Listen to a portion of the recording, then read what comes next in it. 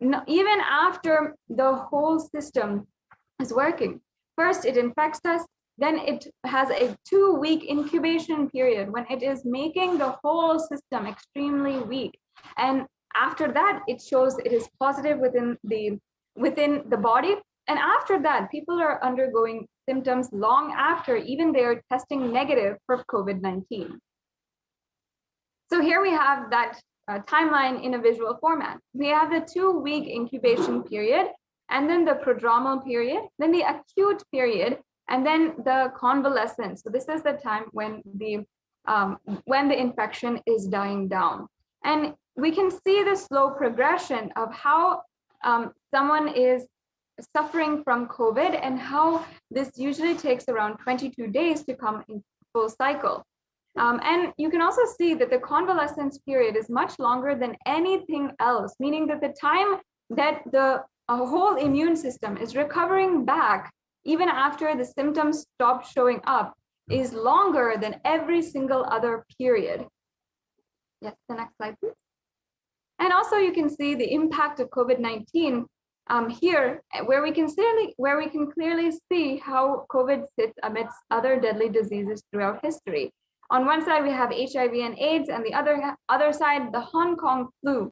And we're seeing how on the most deadly side, erring on the deadly side, is coronavirus, and how it is extremely potent, extremely dangerous in the timeline of the history of pandemics. And further studies done by the University of Oxford found that the cells are profoundly impaired after recovering from COVID. And here's an article from the Immunology Network, a very reputable journal, again, on the analysis of long-term impact of COVID-19 on the cellular immune system in individuals recovering from COVID-19. And that reveals a profound NKT cell impairment. And another article from another immunology journal saying COVID-19 immunology briefing notice, where what we know about long-term health consequences and priorities for research. So actually we can see that many of the immunologists and the top researchers in the field are focusing especially on how COVID-19 is affecting the immunity, and what are the side effects of COVID-19, and why COVID is affecting the body long after even the symptoms are gone, and affecting the daily function of a person. And also the British Society for Immunology, that is the right-hand side article, has also claimed that the effects of COVID are far beyond respiratory health. It also affects the cardiovascular and renal systems. So especially when the COVID is defined as an autoimmune immunosuppressor, it can affect all systems of the body, because ultimately when under attack, all systems of the body are becoming vulnerable. The next slide, please. Yes. And here we can see an excerpt from the research briefing on how the human body is affected after COVID. And the name given to those suffering from COVID-like symptoms after the infection has passed is called long COVID. And long COVID can affect the lungs, the cardiovascular system, the circulatory system, and it can also cause fatigue and inflammation. And one of the quotes from the previous articles from immunology journals are saying this exact thing. And again, we can see the exact example of how the lungs can be affected in someone who has corona. So on the left-hand side, we are seeing a pair of healthy lungs with extremely viable tissue. And on the right-hand side, you're seeing COVID-scarred lungs. And obviously, it really looks as though the right-hand side is extremely malfunctioning. You can see that there are more black parts. The parts are not as healthy looking as the right-hand side. And again, we have the subtitle here that says, in the scarred lungs on the right, there are much larger areas of darkness representing parts of the lungs that are having difficulty transporting oxygen into bloodstream. So obviously, if we're looking at this and how the lungs are impaired, after COVID, we can understand how all the systems of our body will start to see the effects of not having enough oxygen in the body.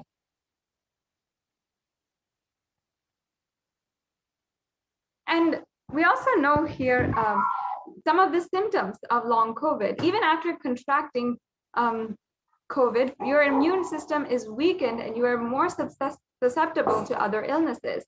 It here says that symptoms that can last weeks or months after being first infected with the virus. And multi-organ effects can affect most, if not all, body systems, including heart, lung, kidneys, skin, and brain function. So it really shows how COVID is an immunosuppressor, and people are experiencing the effects long after COVID is gone from their system, or long after they have healed, at least as far as their symptoms go. Their major acute symptoms they are suffering from. So now let us understand the second main revelation that Devi Parashakti had given, that all other diseases are waiting to attack human bodies. So here, Devi Parashakti is giving heed, is giving us warnings about the pandemics that are happening within pandemics. We can go on to the next slide. And the prime example of this is the black fungus, white fungus, and other fungal diseases that have swept through India, affecting recovered COVID patients. One of the most devastating things here is that 9,000 cases of this rare infection were found, and this is not very recent. This is about one or 2 months back, and we can see that even after the black and white fungus, yellow fungus cases are now reported in India. And again, how it's saying out of 5,424 cases, 4,556 patients have a history of COVID-19 infection. So what this is again showing is that there is pandemics. Literally how COVID works is allowing for other diseases which are waiting to infest in human bodies to start doing so and to start really taking over the human body. And that is exactly how black fungus, white fungus, and all the fungal diseases are working.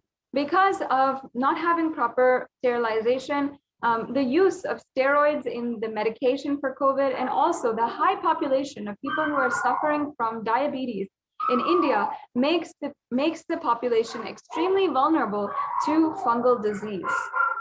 The next slide, please.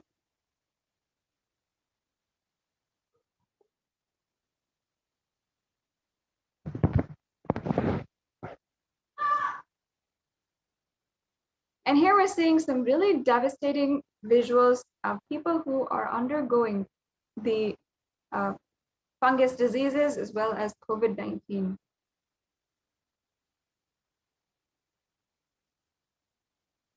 Finally, let us understand how COVID is also becoming stronger in multiple forms. This is the last of Devi Parashakti's revelations, and we'll be showing here in the next slide how COVID is becoming more and more stronger in multiple forms.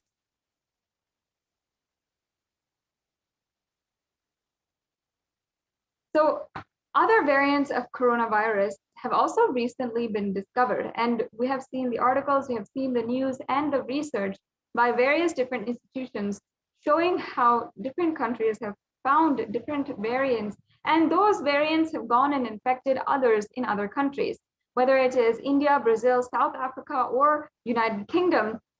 As you can see the examples here, all of these variants are highly potent and being shown in numerous different countries around the world.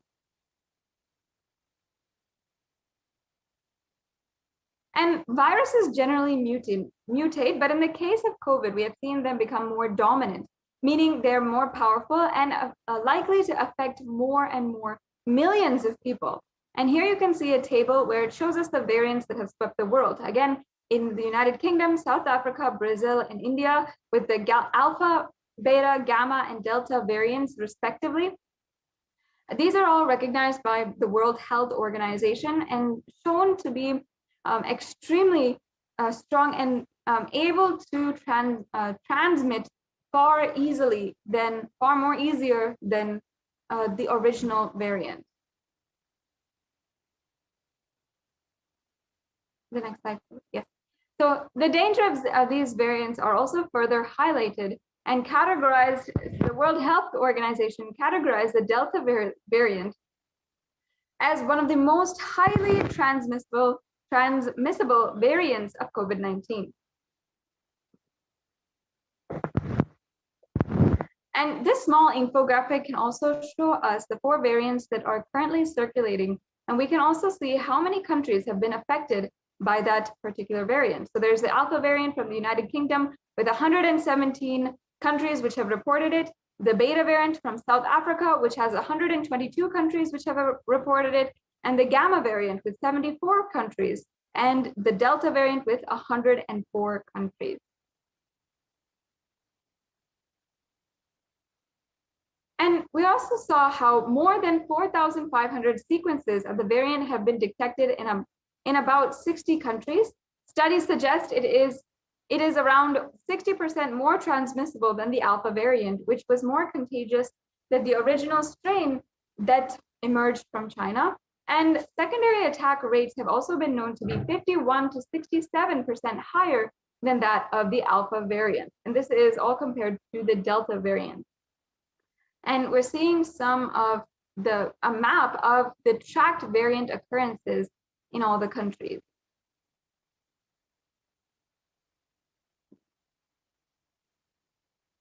Yes, the next slide, please.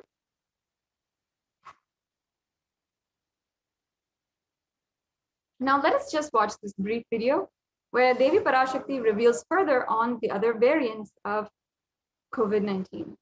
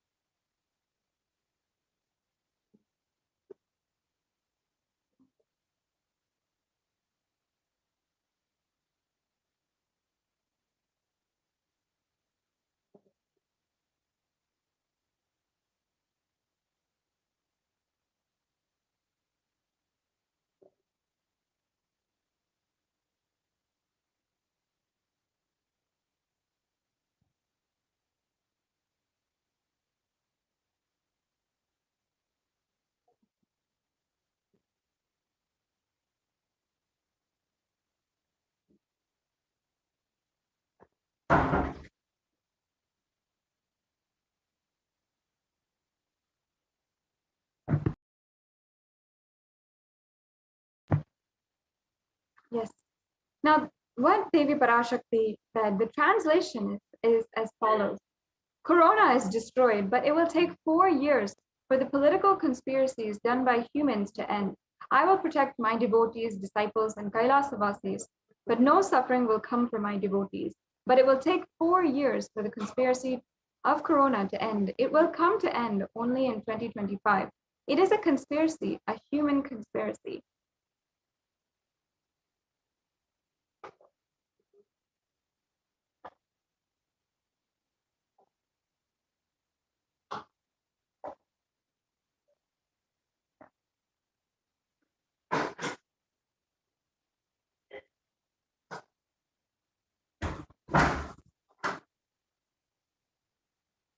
So the article here shows us how the third wave of COVID may hit its peak between October to November if the government panel scientists. And as per Devi's revelations, we can see from the below article that there is yet more of COVID to come for India. The article continued to say that new variant was discovered, it would spread faster during this third wave.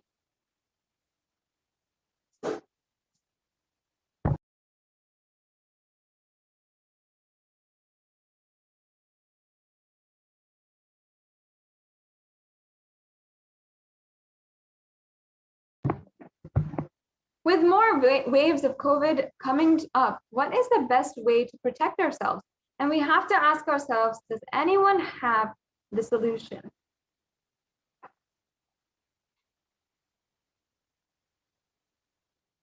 And the truth is that Kailasa is the only place that is safe, and the Supreme Pontiff of Hinduism is the only hope. You can sign up today if you are seeking protection from the rampaging COVID pandemic in India at kailasa.org/Kailasa Care. So please visit this website for more information or to register for the multi-layer quarantine residence inside of Kailasas in India. So there'll be all the information necessary for you there.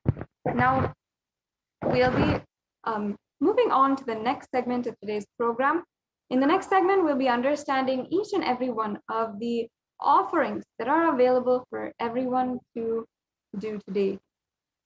So with this, we'll now be taking a short break and we'll be... Spiritual sciences unique to Hinduism. Subtle, otherworldly, but definitive sign. Manifesting the cosmic beings in Archavatara, deities in Nijavatara, living incarnations is possible. Understand? Kriya Pada of Vedas and Agamas elaborately explain the whole science of making the cosmic beings manifest in Archavatara, deities and Nijavatara, living incarnations. Both. During the BHAVASAMADHI darshan, literally those cosmic beings manifest through this body. Just like how they manifest in Archavatara, deity, they manifest in Nijavatara, Pratyakshavatara, and give you all the boons you ask, bless you. You see, each God is an independent intelligence to lead you to enlightenment. Each God is a bridge for you to achieve the Shivatva, the ultimate Shiva consciousness. Krishna is the bridge for you to achieve the Krishna consciousness. But Shiva consciousness, Krishna consciousness, all consciousness is one and the same. Ultimate consciousness only. So that energy itself completely expresses. Just like Radhika, when I see my own sweetness in the mirror, I become eager to taste it. I find that the only way to relish this sweetness is through the constitution of Sri Radhika. BHAVASAMADHI darshan is a window to the infinite expanse of consciousness, allowing us to glimpse the formless in a way that we can understand. It cleanses the karmas of lifetimes. It awakens our biomemory to the space of Paramashiva, the ultimate consciousness, and creates a deep and lasting transformation in us.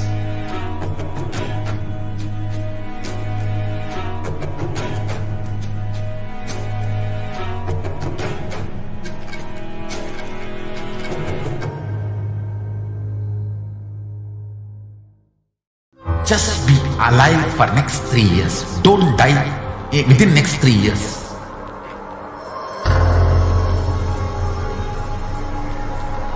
Just don't die within next 3 years. Be alive. Somehow be alive. I'm working sincerely. I will reach you somehow. Somehow I will reach you. It's my commitment to humanity.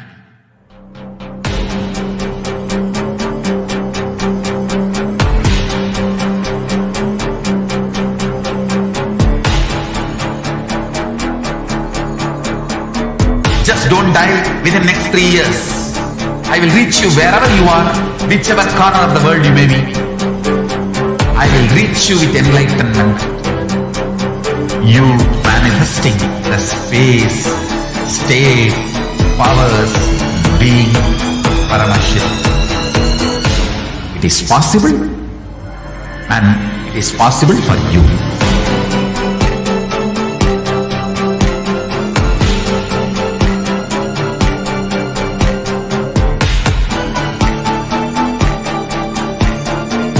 Paramashiva will reach you with enlightenment science. I know he is going to do the job.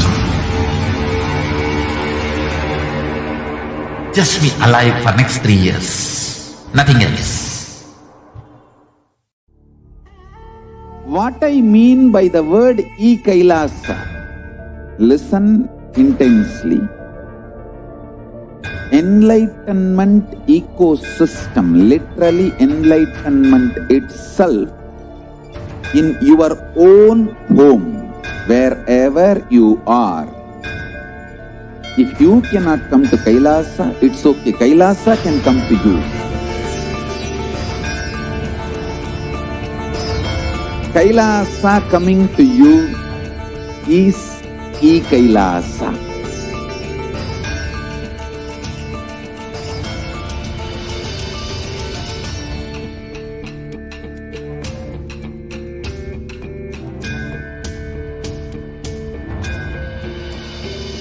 I will revive Hinduism.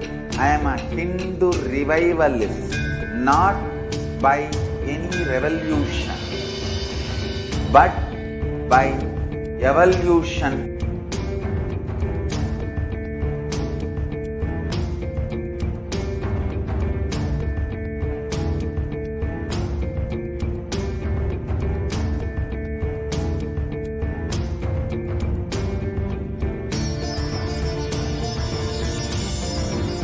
And setting model communities.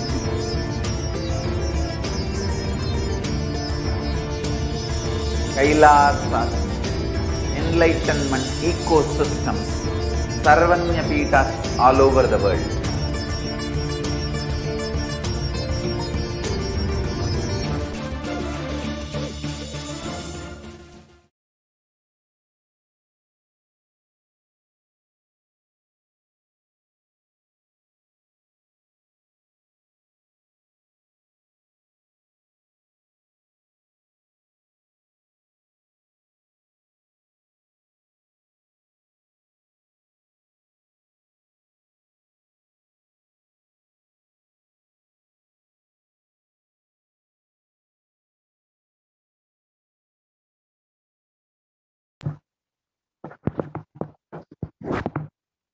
Nithyanandam, welcome back to all the viewers. Now let us begin the offerings to Devi Parashakti.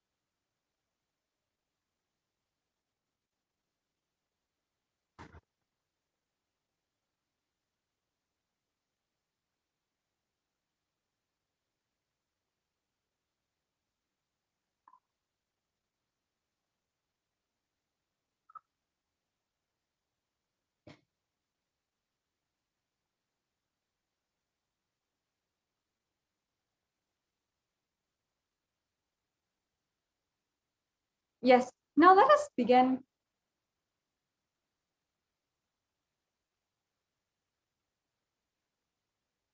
Yes. Now, we'll be entering into the next segment in today's program on the offerings that you can do, you can manifest at the feet of Devi Parashakti. Now, in the Hindu tradition, the offerings are a part of the Hindu tradition, whether it is for our birthdays or for our anniversaries, for every new year or any celebration in our lives. We often have the habit of inviting God, inviting the divine cosmic beings to be with us and to guide us, thank them for guiding us thus far, and request their blessings and guidance further in our lives. And whatever it is, we always seek the blessings of the divine, and we have such deep personal sentiments for the divine. And that is where this tradition of offerings comes from. It is a deep, sacred sentiment and a way to feel the deep feeling of oneness with the divine cosmic beings. And first of all, the significance of the offerings is actually entirely a part of the Leela that the avatar plays when he is landing on planet Earth. And every offering is simply a part of that Leela of enlightenment. And every offering is out of complete love, gratitude, and oneness with the divine, and not out of any kind of fear or greed. So now, let us chant the Dhyana Shloka for Manonmani from the Moolagama. And we can understand from Devi Parashakti all the offerings that we can offer today to Devi Parashakti after. So let us chant this Dhyana Shloka. Indu nivabeda karavahni niyanam syat pankajavara japakshara saryaguptam angahimabhushana vichitravasanam syat tunga mukatojjvala manonmani swarupam. The next slide, please. The English translation. Moonlight face holding the Vedas on hand and fire in eyes, with the lotus flower gracing and blessing hands, and one hand with the japamala, beautifully decorated with jeweled ornaments in wonderful clothes and shining bright crown. Her name is Manonmani. Now I'll be chanting the next Dhyana Shloka, a part of the Moolagama. Dhyaye devim trinetram shashi nibhavadanam vedahastam dadanam savye padmam varadam apare chabhayam chakshamalam divyera varana vibhushita tanum brahmadi vipujitam devimeva manonmanim pratidinam kamatra datrim shubham. And the English translation.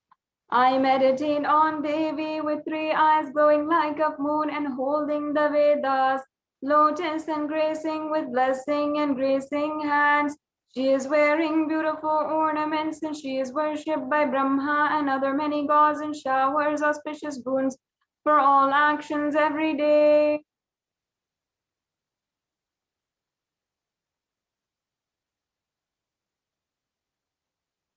Now, the significance of the divine element gold. This is something that we must first understand before we are explaining to each and every one of you the vast array of exquisite offerings that you can make to Devi Parashakti. Now, in the Atharva Veda, chapter 5, verse 28, there is the verse reference for the significance of the divine element gold. And I'll just be chanting the translation. Triply born by birth is this gold from atoms of Agni is one. It becomes dearest to Agni, and one fell away from Soma when it was heard. One they call the seed of virtuous and powerful Apaha. Let that triple gold be for your long life. Understand that gold is a divine element. It purifies anything that it touches, and it is an element of spiritual significance and great spiritual power of healing and enlightening. The vibration of gold has the power to infuse sattva energy and positive thought currents in anyone who wears and anyone who sees or operates in its vicinity.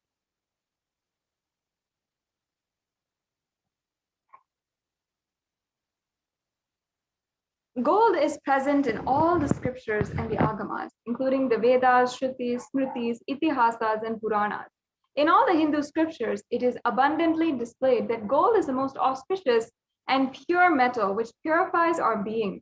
In the Hindu civilization, everything was built and exchanged in gold, and ritual feasts were even offered in gold bricks. And when one was to be saved from life-threatening illnesses, gold was offered as a ritual fee.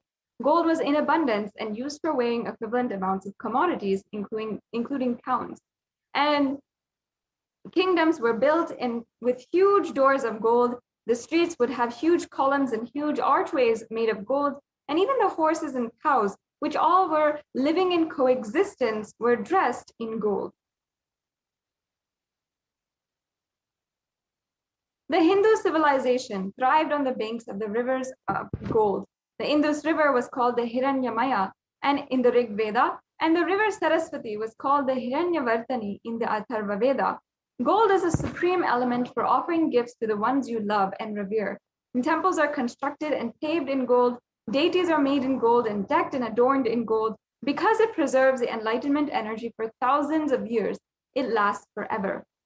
So please understand that gold has such high significance, and our Vedic rishis, the ancient scientists of the Vedic civilization, had understood this, and that's why applied it in all different ways. And of course, it was told by Paramashiva himself that gold has such high spiritual potency, has high spiritual properties, and was so significant in spirituality as being a superconductor for enlightenment energy within inside each and every one of us. And that is how all different areas of the civilization, including the animals, the economy, the architecture, the arts, everything had some layer of gold in it. It was applied and placed in all different directions. That is why the Hindu civilization was the enlightenment civilization, because of how they literally recognized the amount of beauty and the science of enlightenment, and they applied it in all different aspects, including in the offerings that one gives to the ones that they love and revere, including the divine cosmic beings, the gods and goddesses. In our day and age, yes, the gold is actually a gift that we offer to our loved ones, perhaps in a piece of jewelry or something like that. But we often miss the divine qualities that gold holds, the extremely powerful way of how gold is a holder, a superconductor of enlightenment energy. Yes, now let us understand the first offering that we have for each and every one of you today. The first offering is the E-Hundi offering. Now let me chant the Pramana. Bhakti Priya, Bhakti Ghamya, Bhakti Vashya Bhayapaha, Shambhavi Sharadaradhya, Sharvani Sharmadaini. And the English translation goes, Devi is fond of true devotion and is realized through true devotion. She can be won over through true devotion, and she removes all fears. Now in this verse, we understand that Devi can remove all the fear of anyone. If there is fear in your mind, she can remove that simply. And she is the one who carries us deeply and is so compassionate. Just if you have just a mere ounce or shred of devotion in your heart, she literally removes all fears from you and bestows her ultimate compassion. And also it is stated that Devi is worshipped in autumn. Now, this does not mean the season autumn that comes every single year, but it means the time in our lives when the thoughts turn more and more inwards, and the role of divine is known and understood clearly. The need for Devi worship becomes stronger. So you can offer the e-hundi offering. It is a extremely easy offering that you can make. And many of us have the beautiful sacred sentiment of every time we go to the temple, we offer the hundi offering. We just offer a few coins or any amount that we feel like into the hundi. Now, you can do that same thing through this in your digital experience with the divine, in this sacred shrine that Devi Parashakti has made available on all the different social media platforms wherever you are. Yes. And the next offering is the Sankalpa chanting. This offering is of the conscious resolution. I'll just chant the Devi Mahatmyam, chapter 12, verse 34, English translation. The goddess enchants this universe, and she herself gives birth to this universe. That goddess, being prayed without any interest in anything, gives the knowledge that leads to salvation and gives wealth in the materialistic sense. The offering of the Sankalpa, the conscious resolution, blesses the person with all the fruition of their desires and wishes which they are yearning for. So this offering is such a divine offering. If you have a conscious resolution that you want to declare, you can just offer this conscious resolution. Make sure that you, if you have any interest, go to tiny.cc/Devi offerings and you can continue the next steps with this offering right away. And a conscious declaration can be anything. It can be that what you want to manifest. For example, you want to manifest Devi's blessings, or you want to manifest a certain job, or a certain amount of wealth, or a certain relationship to flower. Whatever it is, you can have that conscious declaration and that conscious resolution and seek Devi Parashakti's blessings. And surely with her blessings, you'll have all the fruition, the happiness and joy that comes with the fulfillment of that desire.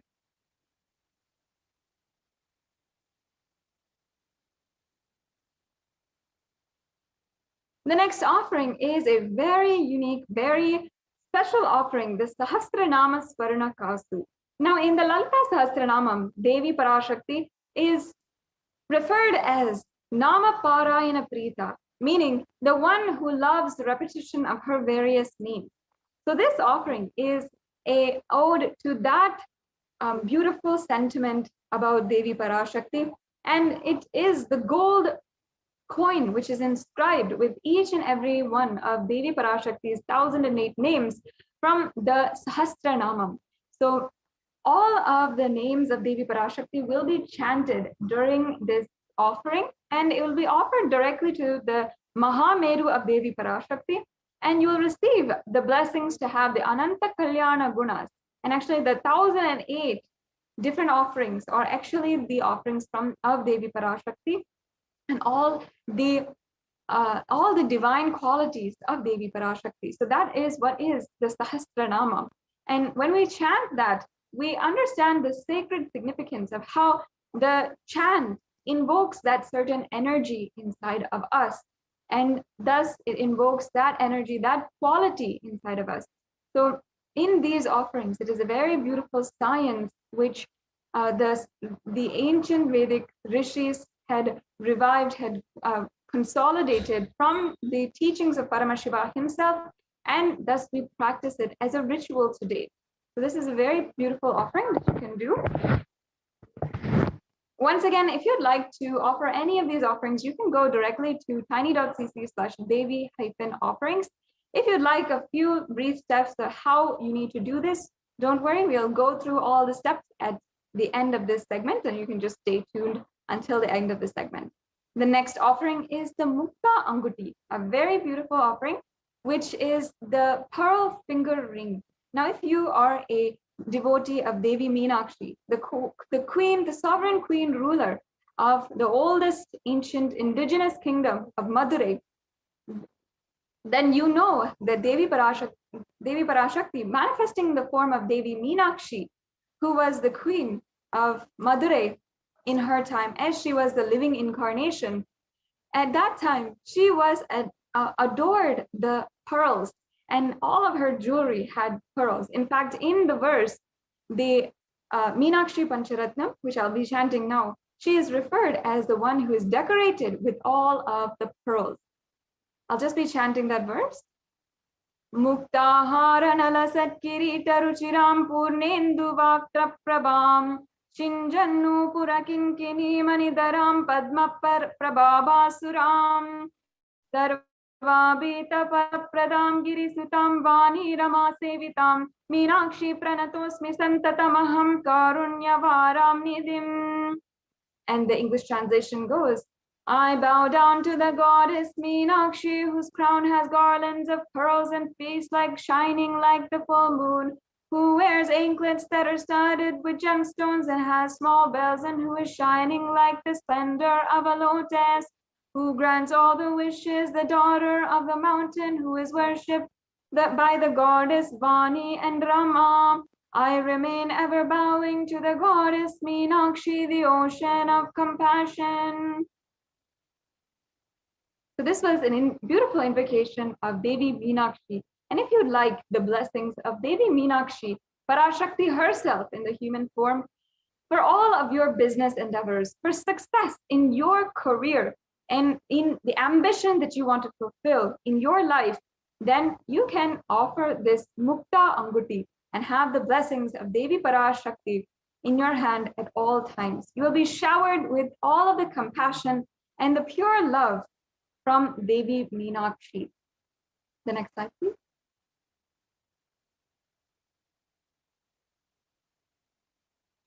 And the next offering is the Swarna Padma Pushpa, the golden lotus.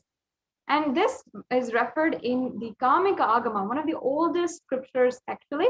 So it says that all the kalasas should be wound around with suitable thread and covered with new cloth. They should be adorned in the lotus flower made of gold. So this is the reference, perhaps the earliest references, which signifies the lotus flower which is made of gold and how that is used during worship. And not just here, but in so many places in the Devi Parashakti, in the different scriptures, in all of the different scriptures, the lotus is a extremely profound worship object, or it is actually considered divine in itself. In fact, all of the worship that is involving worship of the ultimate Paramashiva involves in some way or form either the mudras or asanas or the consecration of the deities, all of which involve the flower, the lotus flower, and not just the flower, but also the leaf, the pericarp, and the petals. And that's why the lotus is actually considered a divine flower. So in fact, the Shakti of Paramashiva is also called a lotus, and the base of the Paramashiva linga is also considered as a lotus. The disciple of Paramashiva is considered as a lotus, which is about to bloom as well. So just as the lotus in any single pond or any place is actually able to bloom and have and radiate its grace and beauty, just like that, you will be able to radiate the state, space, powers, and being of Devi Parashakti in any adverse situation of your life. That is what the beautiful golden lotus actually represents, and what you will be bestowed if you offer this Swarna Padma Pushpa, the golden lotus.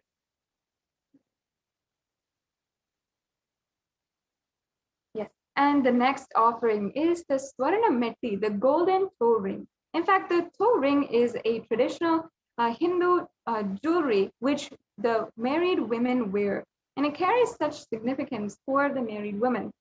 For Devi Parashakti herself, it is referred how Devi's feet brings utmost auspiciousness to the devotee. I'll just be chanting that verse now. Nakhadiditi samchana namajjana tamo guna padadvaya prabhajala parakrita sororuha. You whose brightness from toenails destroys the darkness of ignorance from the minds of your devotees who prostrate at your feet. You whose brightness from your 2 feet overpowers that of the lotus flower. The next slide, please. Yes, you can offer this Varnameti, this beautiful golden toe ring, Devi Parashakti, and forever your sacred sentiments will be at the feet of Devi Parashakti, adorning her feet. And you will constantly be in gratitude for receiving her blessings even in the most difficult aspects of your life.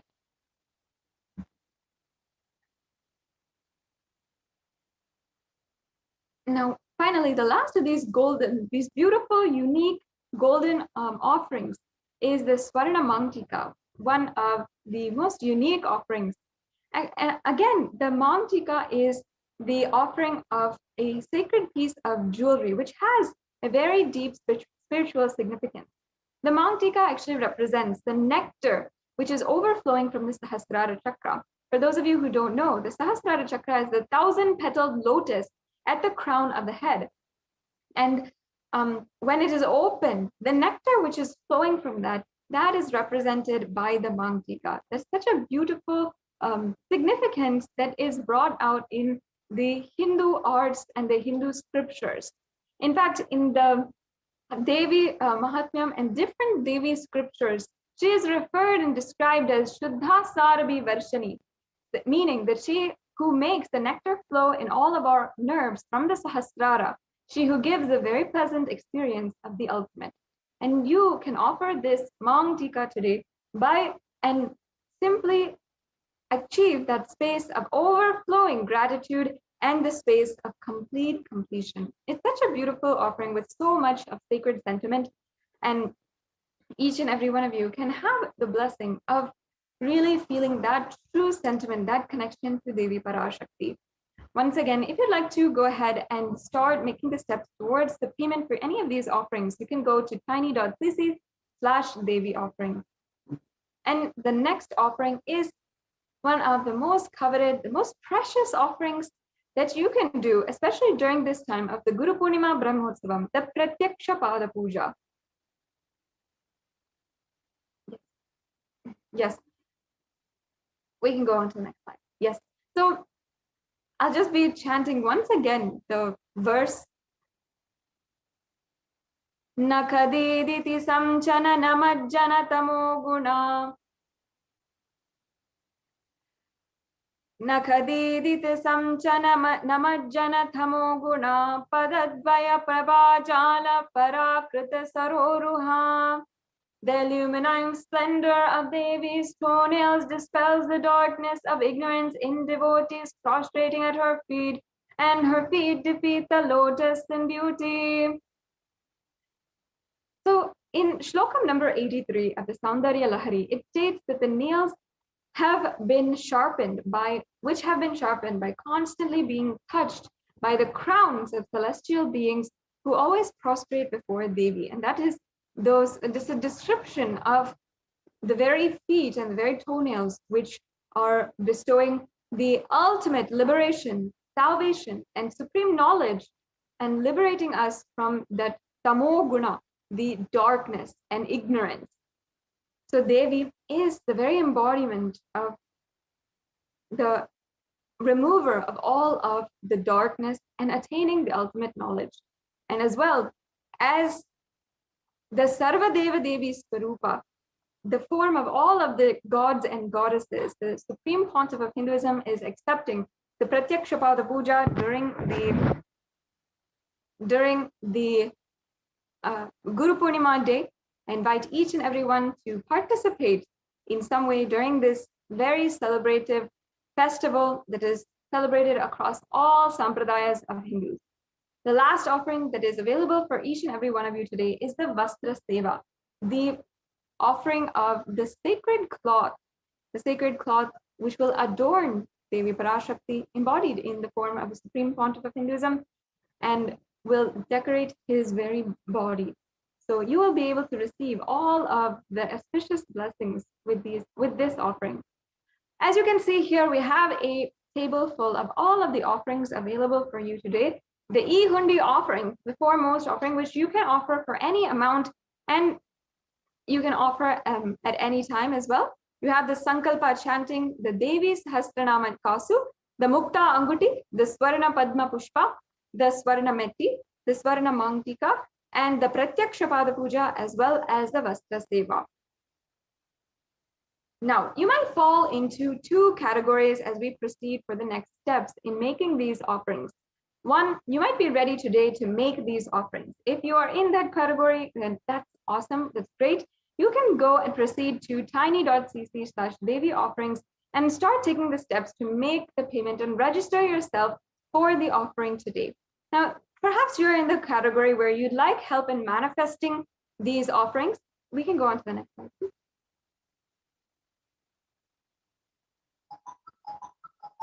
Yes, so perhaps you're in the category where you're interested in making these offerings, or you need help in manifesting, or you need more details in some way or form.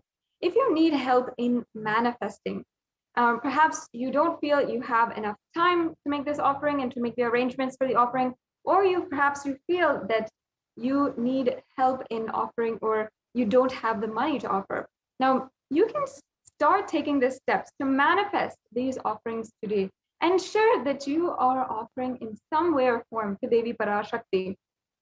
You can go to tiny.cc/BHAVASAMADHI and make your intention to make an offering today. This is a very valuable step that you can take in order to start manifesting today.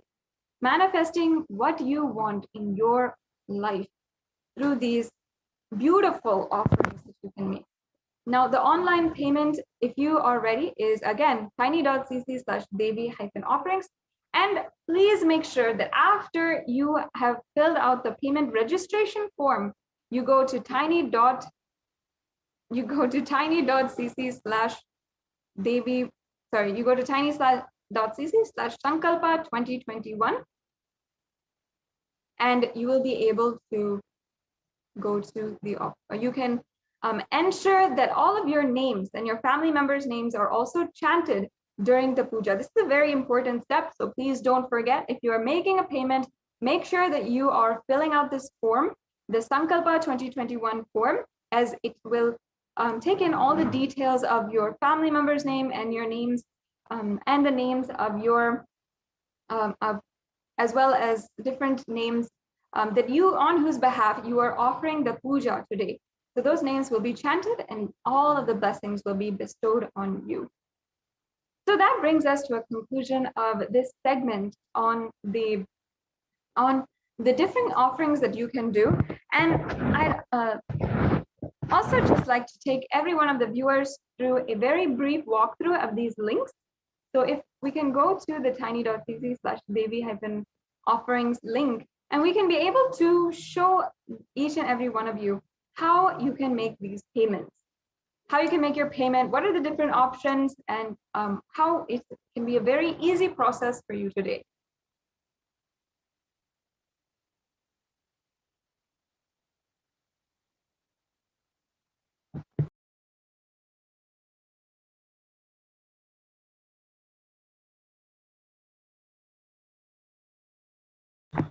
Yes, so we can just briefly show each and every one of you how to make the payment today, how you can go step by step.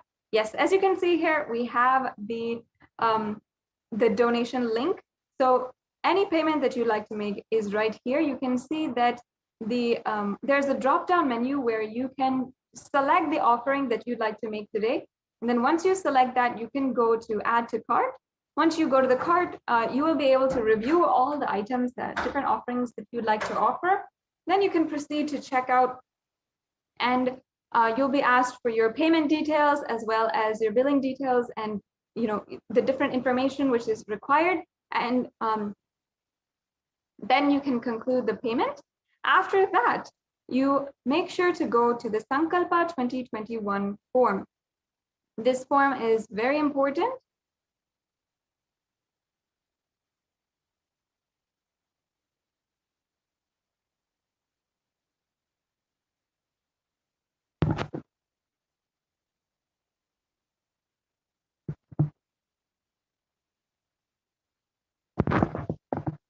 Yes.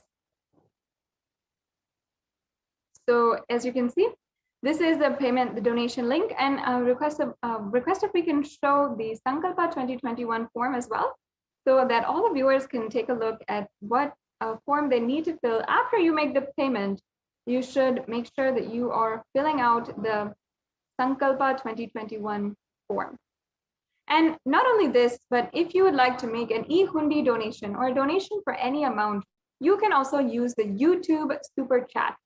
So on YouTube, we have a very special feature where if you are a member, and we highly encourage that you are a member of the Kailasa's HDH Nithyananda YouTube channel, and you can make a donation through this super chat. And there are very easy steps where you can pay from credit card, debit card, or PayPal through the YouTube super chat. So as you can see, this is the these are the links for your payment to make it a very easy process. In order for you to make the offerings that you want to, that you can do to deepen your relationship with Devi Parashakti today. Now, it has come time, it is concluding this segment in today's program. In the next segment, we will be joined by the Adi Kailasa Sarvagna Peetham representatives and hearing the latest updates from Adi Kailasa Sarvagna Peetham and the Kailasa COVID care which is going on. In fact, there are so many of the people who are residents currently of the multi-layer quarantine in Adi Kailasa Sarvagna Peetham, and they are enjoying the different benefits, not just the multi-layer quarantine where they are absolutely safe from the ongoing dangers of the pandemic on the outside, but also they are enjoying the spiritual routine, enjoying the high energy spiritual field that is the Adi Kailasa Sarvagna Peetham, where the very feet of the Avatar graced for so many years and had literally energized the area with so many different alchemy processes and spiritual processes. As well, it's the land and place of the Nithyanandeshwara Paramashiva Devalayam and the Nithyanandeshwara Paramashiva Kalpavriksha. In all these different ways, continuously the current residents of the Kailasa COVID care campus in Adi Kailasa Sarvagna Peetham are benefited continuously, and we'll be hearing from them in just a few short minutes, and we'll be able to be joined by them and hearing from them about the latest updates going on in India. So with this, we'll be concluding this segment in today's program, and we'll be right back with you after a short break.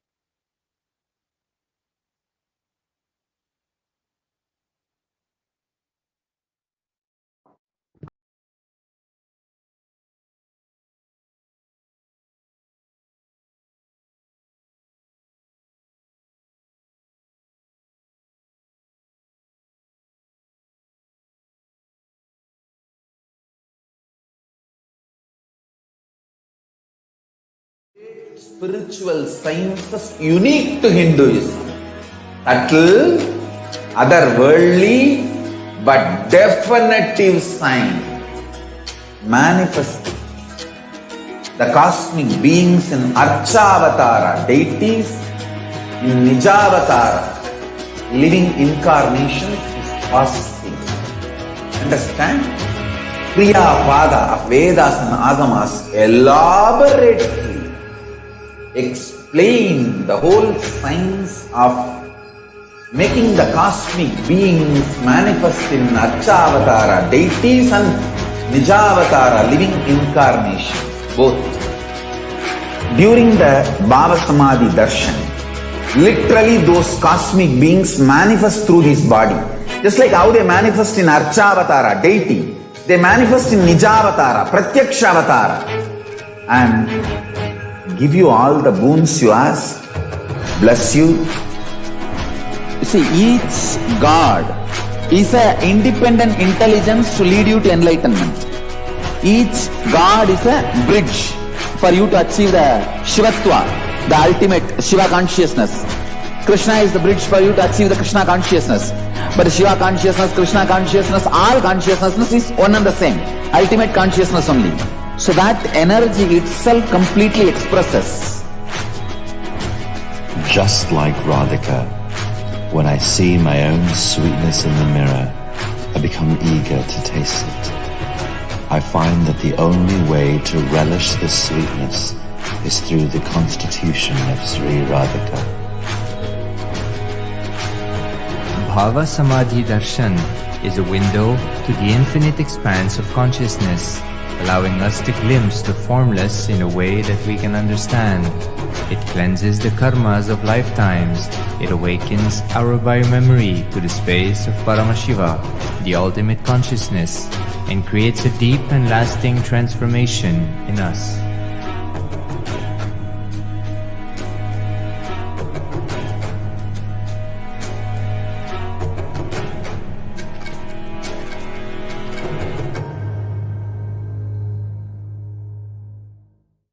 Just be alive for next 3 years. Don't die within next 3 years.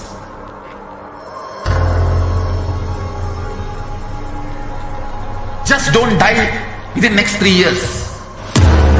Be alive. Somehow be alive. I'm working sincerely. I will reach you somehow. Somehow I will reach you. It's my commitment to humanity.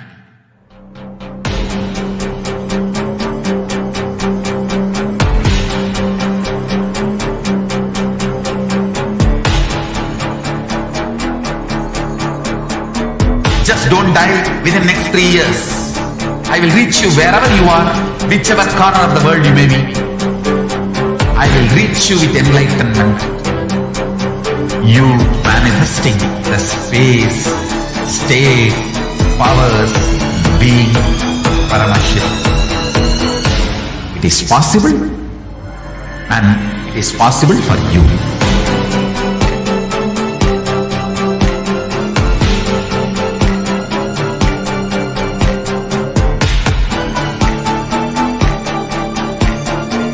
Paramashiva will reach you with enlightenment science.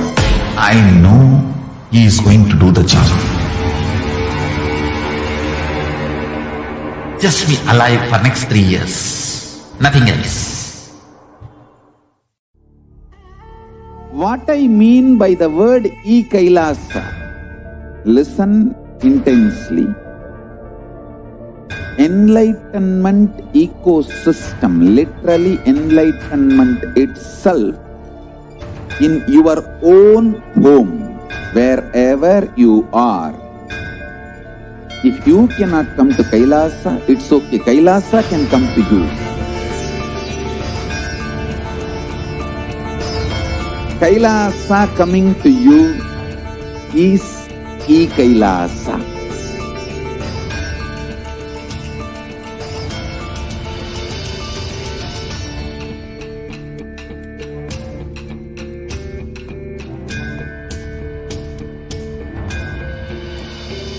I will revive Hinduism. I am a Hindu revivalist, not by any revolution, but by evolution.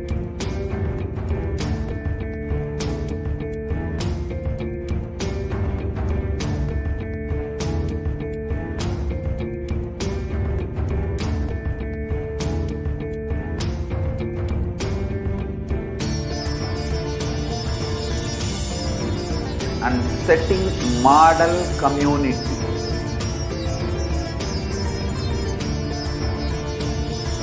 Kailasa, enlightenment ecosystems, Sarvanyapitas all over the world.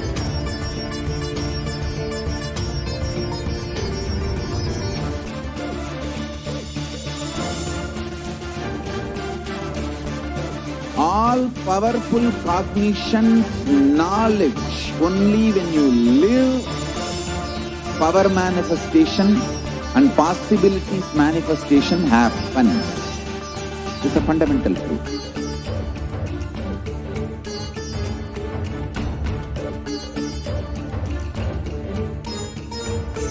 Hinduism cannot live exclusively as one sampradaya. No.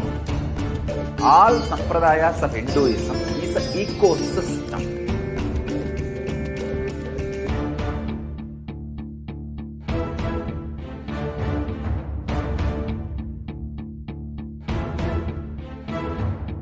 So don't keep quiet thinking that if one sampradaya is attacked, only that sampradaya is going to be affected. All of us are ecosystems.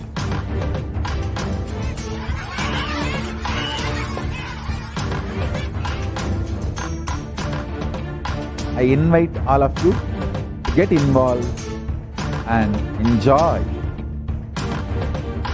Hinduism by the principle of Dharmo Rakshati Rakshitaha. When you protect Dharma, Dharma protects you. We will make the whole planet flourish spiritually. The spiritual prosperity will happen to the whole planet. We all have to coexist together.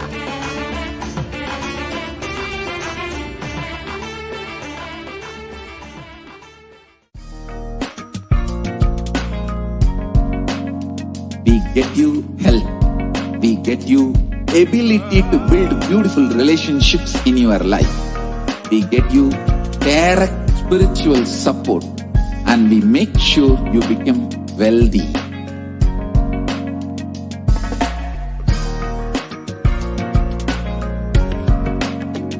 We won't stop giving you just good life. We will literally not stop till you live enlightened life.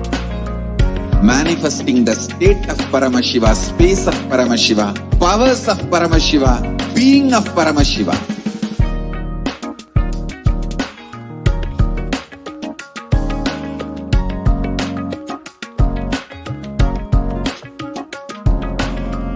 Whole world should become Kailasians. I want the whole world to know Hindus have something great to contribute to the world.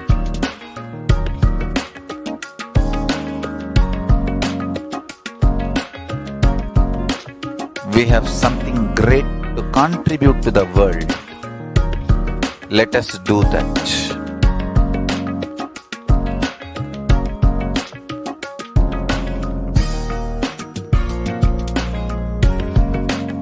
Kailasa is proper customized spiritual service helping you to identify your root patterns of suffering. We have perfected the science of helping every individual from every cultural, religious, nationality background.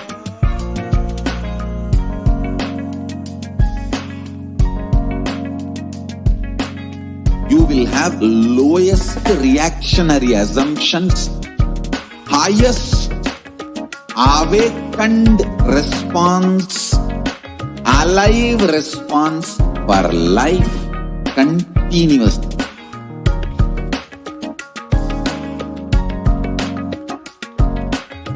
Kailasa is enlightenment ecosystem, literally enlightenment itself in your own home, wherever you are.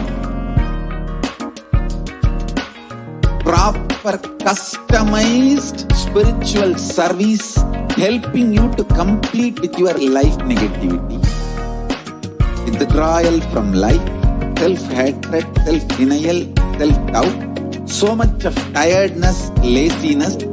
We can support you aligning your diet, your attitude, your aptitude, your understanding about life. We can help you with everything.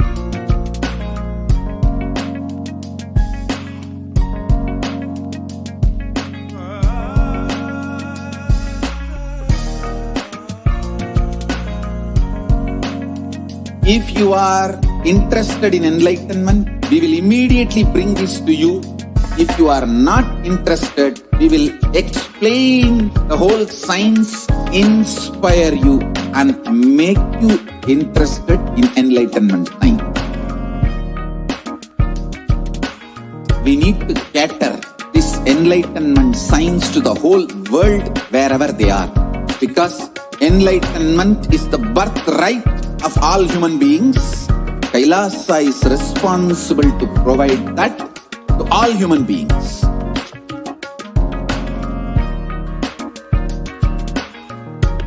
Kailasa is the totality of the knowledge I received from my gurus and practice manifested in my life, perfected by teaching millions of people from all cultures, time zones. Nithyanandam, we'll now be entering into the next segment in today's program, understanding the different layers of the persecution against the Supreme Pontiff of Hinduism. Over the last couple of weeks, in the month of July, we have actually each and every one, Kailasas across the world, been observing the Hindu Persecution Awareness Month and bringing awareness to the genocide against Hindus, which is ongoing. Now, on one side, each and every one of us, Kailasians, at least, we know the immense amount of good the Supreme Pontiff of Hinduism has brought to the world, and his mission to uplift the world with the super conscious breakthrough. We know that the Supreme Pontiff of Hinduism is perhaps the only last hope for Hinduism to even survive to the next generation. However, the Supreme Pontiff of Hinduism has undergone so much of persecution and attacks against himself and his character due to just the sole factor that he is the last lamp for Hinduism. Now, today we'll be understanding the different ways that the Supreme Pontiff of Hinduism has always been contributing through Kailasa's Nithyananda Hindu Library, which began all the way back with the beginning of the advent of the Avatar, the world's largest Hindu collection on Hinduism.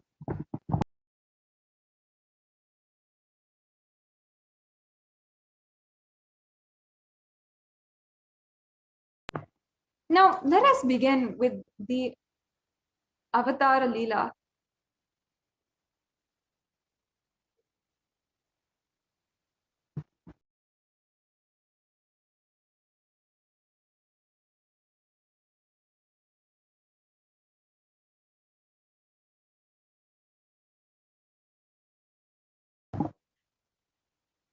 Now, before we move on into the next segments, we'll be hearing from the Adi Kailasa Sarvagnapeetham administrators on the updates from the Adi Kailasa Sarvagnapeetham and the Kailasa COVID care campuses. So we'll be right back with you in just a short break before we proceed with the next segment.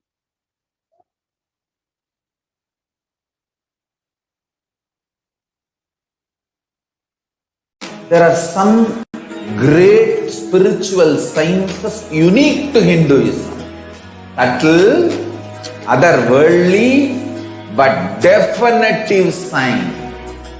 Manifesting the cosmic beings in Archavatara, deities in Nijavatara, living incarnations is possible. Understand? Kriya Pada of Vedas and Agamas elaborately explain the whole science of making the cosmic beings manifest in Archavatara, deities and Nijavatara, living incarnations, both. During the BHAVASAMADHI Darshan, literally those cosmic beings manifest through this body. Just like how they manifest in Archavatara, deity, they manifest in Nijavatara, Pratyakshavatara, and give you all the boons you ask, bless you. You see, each God is an independent intelligence to lead you to enlightenment. Each God is a bridge for you to achieve the Shivatva, the ultimate Shiva consciousness. Krishna is the bridge for you to achieve the Krishna consciousness. But Shiva consciousness, Krishna consciousness, all consciousness is one and the same. Ultimate consciousness only. So that energy itself completely expresses. Just like Radhika, when I see my own sweetness in the mirror, I become eager to taste it. I find that the only way to relish the sweetness is through the constitution of Sri Radhika. BHAVASAMADHI darshan is a window to the infinite expanse of consciousness, allowing us to glimpse the formless in a way that we can understand. It cleanses the karmas of lifetimes. It awakens our biomemory to the space of Paramashiva, the ultimate consciousness, and creates a deep and lasting transformation in us.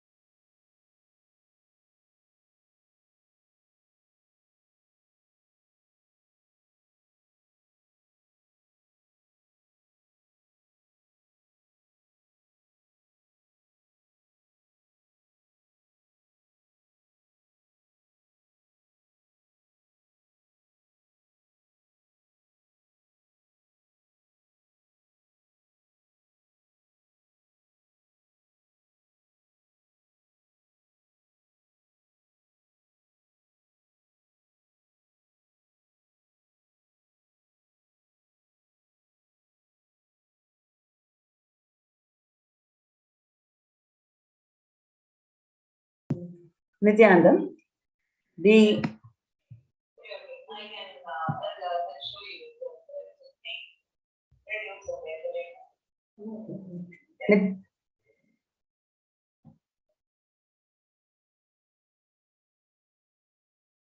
yes, Nithyananda, the next segment is about the environment and the world and the animals, the impact of COVID-19 pandemic on the environment and animals today.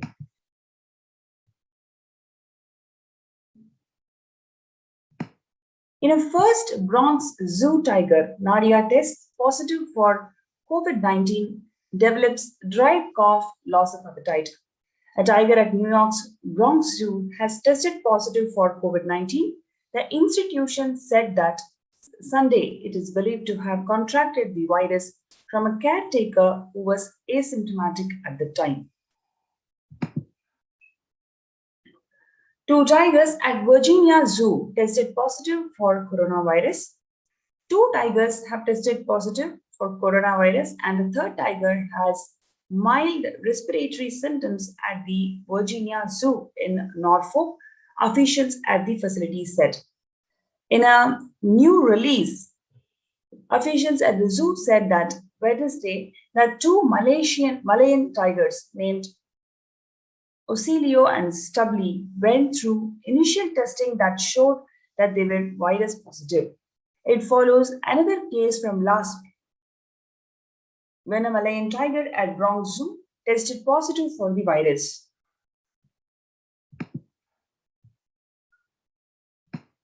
The lioness dies of suspected coronavirus infection in Chennai's Vandalur Zoo. 9 lions test positive. A 9 lion 9-year-old lioness died of suspected coronavirus infection in Chennai's Vanalur Zoo, while 9 other lions have tested positive. An official communication from the zoo said that the lioness Neela died on Thursday evening. The animal showed some nasal discharge on Wednesday, after which it was given treatment immediately. However, it died. Samples collected from 9 lions and tested at the National Institute of High Security Animal Disease at Bhopal in Madhya Pradesh confirmed the infection.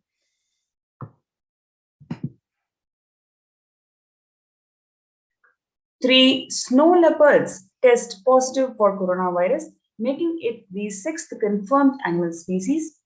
Another big cat species tested positive for coronavirus, this time a snow leopard. It is the 6th animal species confirmed to have been infected with viruses after the human contact. 3 snow leopards, 2 males and a female, tested positive for the virus at the Louisville Zoo. The zoo and the US Department of Agriculture, Animal and Plant Inspection Service confirmed Friday.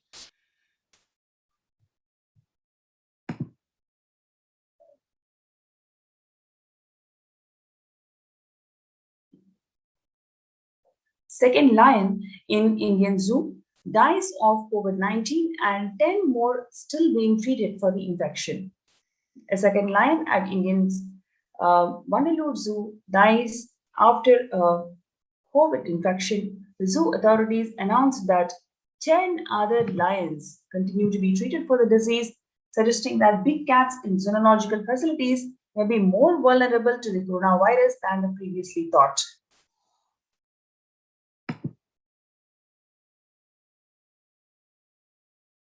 Four lions at Spanish Zoo test positive for COVID-19. Barcelona. 4 lions at Barcelona Zoo have tested positive for COVID-19. Veterinary authorities said on Tuesday in one of a just handful of documented cases globally in which large felinas have contracted coronavirus. 3 females named Zala, Nima, and Rangran, and Kyumbe, a male, was tested positive after keepers noticed that they show slight symptoms of coronavirus.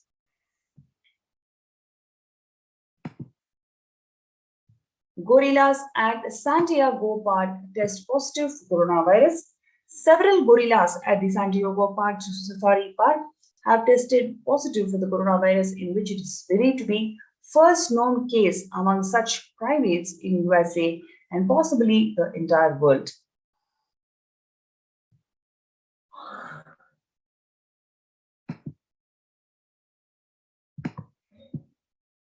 An Ontario dog living with the 4 human COVID-19 patients is the first dog in Canada to test positive for the virus, but the researchers say that the discovery doesn't mean pet owners need not to worry. The animal is from the Niagara region and lived in a home where 4 out of 6 people had the virus, according to Dr. Scott Weiss, the Chief of Infection Control at the University of Guelph's Ontario Veterinary College.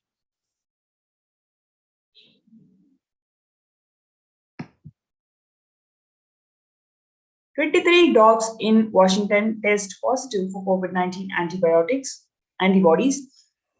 A group of dogs are the first known animals in Washington state to show the evidence of exposure to SARS-CoV-2, the virus that causes COVID-19, according to the Washington State Department of Agriculture.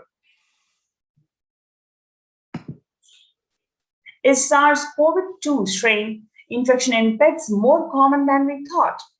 A small study that repeatedly tested the pets of people with COVID-19 suggests that 31% of dogs and 40% of cats acquired SARS-CoV-2 infection. Neutered pets and those who shared a bed with a human with the infection were more likely to contract the infection. The study reinforces the message that the people with COVID-19 should avoid close contact with their pets if possible. There remains no evidence that the pets with the infection can pass it to people or other animals.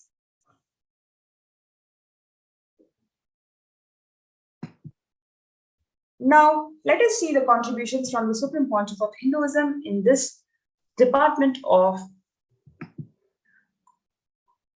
Environment and the Agriculture. So first we have the global services under Kailasa's Department of State, which is the 6 international agencies, including the Saffron Om that works for the world peace, resolution and religious freedom, the Red Om that works for providing the relief work for natural and man-made calamities, working to eliminate world hunger, Blue Om working on the animal rights and prevention of cruelty towards animals, White Om that provides the psychological healing, spiritual counseling and a super conscious breakthrough, Yellow Om that provides Sat Vidya, yogic Ayurvedic solutions in medical care, including access to libraries and knowledge, Green Om that works on protecting the environment.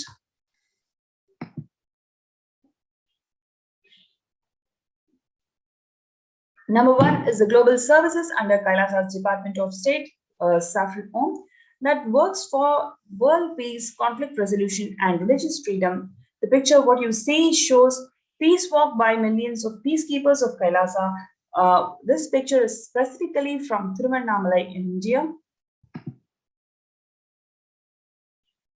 The Red Om that provides relief work for natural and man-made calamities, working on the eliminating the world hunger. What you are seeing here is the Supreme Pontiff of Hinduism personally organizing relief efforts and free organic food distribution for Thane flood relief in Pondicherry, India in 2012. Next is the White Om providing the psychological healing, spiritual counseling and a super conscious breakthrough. In the picture, you're seeing the Supreme Pontiff of Hinduism is organizing the meditation program for the engineering college students for them to attain the super conscious breakthrough.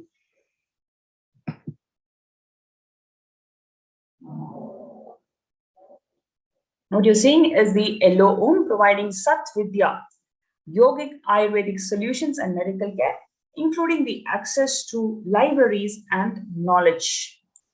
One of the Kailasa's many medical camps set up during the relief efforts of Thane flood in Pondicherry region.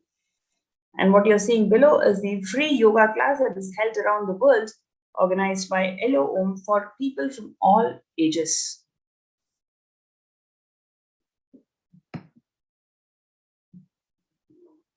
The next is the Green Om that is working for protecting the environment, organic fruits, vegetables, and grains cultivated by the peacekeepers of Kailasa, led by the Supreme Pontiff of Hinduism. The produce is offered as the Annadan, charitable service for providing free organic meals to everyone through various embassies and centers of Kailasa. The next is the Blue Om, working for the animal rights and prevention of cruelty towards animals. In Hinduism, cows are worshipped and endeared as Gaumata, who embodies 330 million deities and is a form of cosmic mother. The picture shows that the Gaumata with her calf spending time with the adolescents of the Nithyananda Gurukul.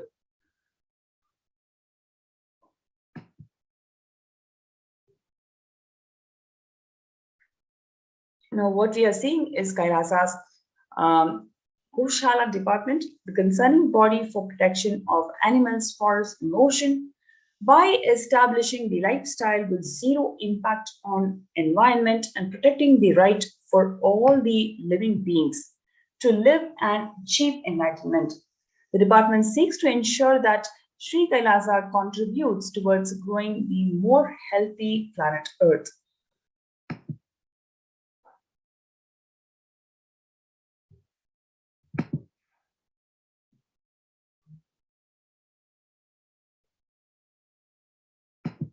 Kailasa's Uniting Nation for Animal Rights is the extension of the protection according to Paramashiva to all his beings extended by the Supreme Pontiff of Hinduism, Jagatguru Mahasannidhanam, His Divine Holiness Swamiji in for itself in USA as an NGO serving the welfare of all the living beings.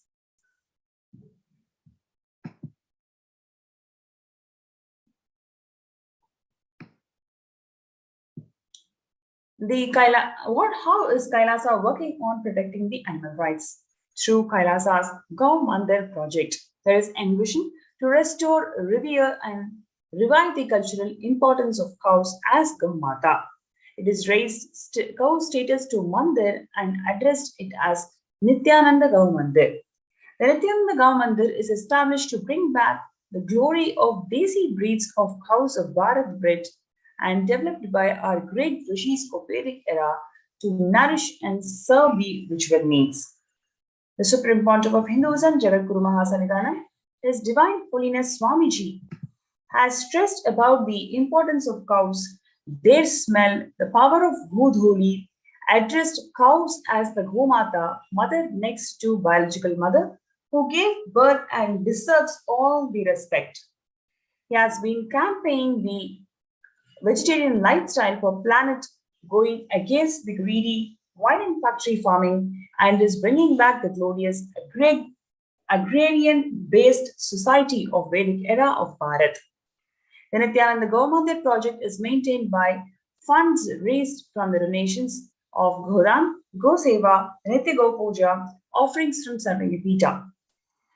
The Supreme Pontiff of Hinduism has envisioned 5,000 Desi cows in Nithyananda Goshala and showcasing to the world as the best Goshala and a place for the happiest cows kept as per Vedagamas. The milk from these Desi cows are used for rituals and Abhishekam of Sri Nithyanandeshwara Paramashiva Devalaya and is being consumed by the Gurukul and Annalaya in Bengaluru Adinam. You have this opportunity to join us in these COVID care protection centers. You can register with us through the link below kailasa.org/Kailasa Care. KAILAASA.org/Kailasa Care.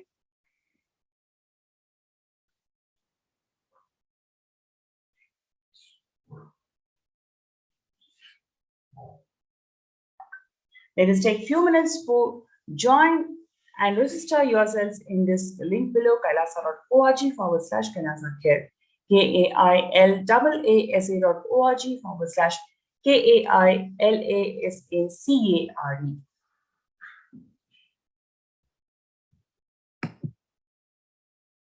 Now let us also see the Kailasa's COVID care, opening the doors of Kailasa for not only for people but also all the species. It's such a beautiful pictures, and what you're going to see is very interesting segmented, where you can see all these pictures are part of Kailasa's COVID Care Protection Center.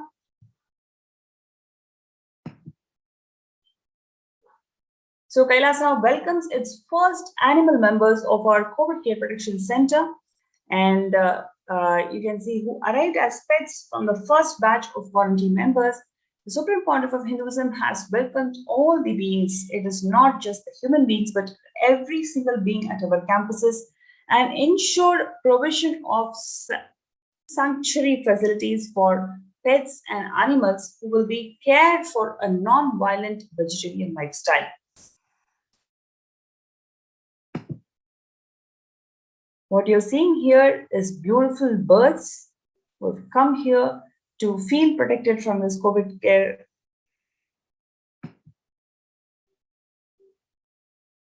And more pictures from Nithyananda Goshala. Glimpses from Adi Kailasa's protective, preventive, multi-led quarantine facility, where you can see the cows are blissfully being milked.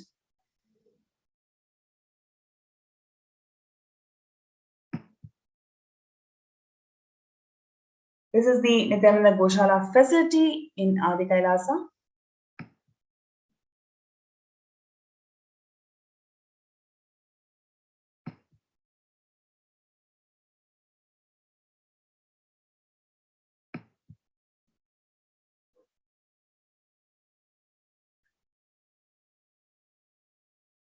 This is from Kailasa in Tiruvannamalai, Arunachala Sarvanyapeetham in India, where the agriculture has been happening.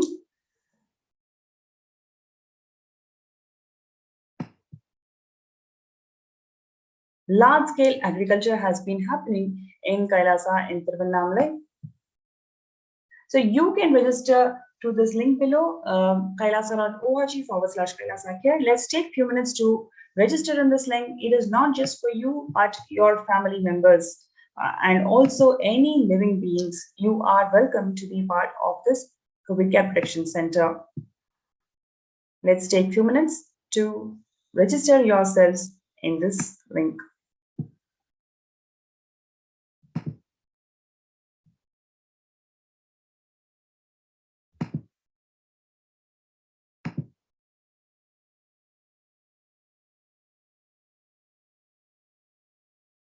Anshul, I think I have to find a different slide here.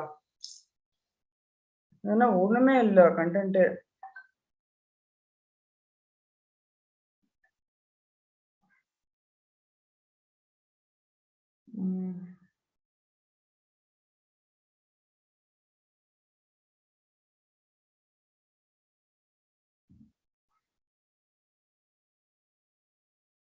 அன்னதான் பண்ணலாமா?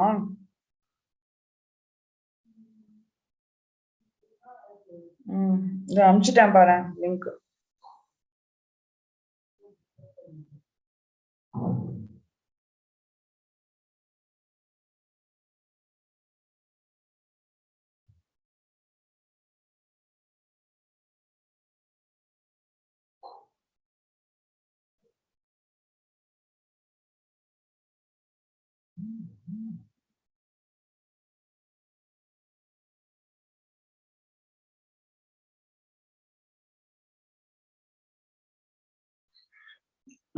Start early on it, no? Okay, my thing is going to finish charge.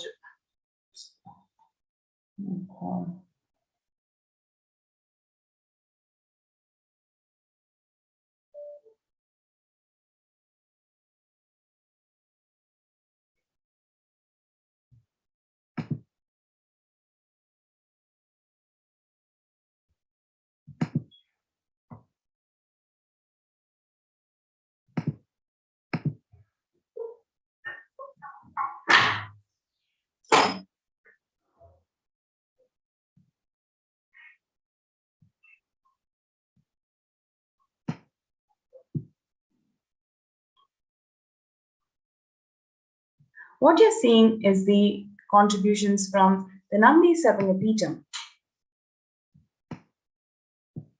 Lazy Man's Abode for Enlightenment welcomes you. Do you want to experience a stress-free, leisure and relaxed lifestyle and get enlightened?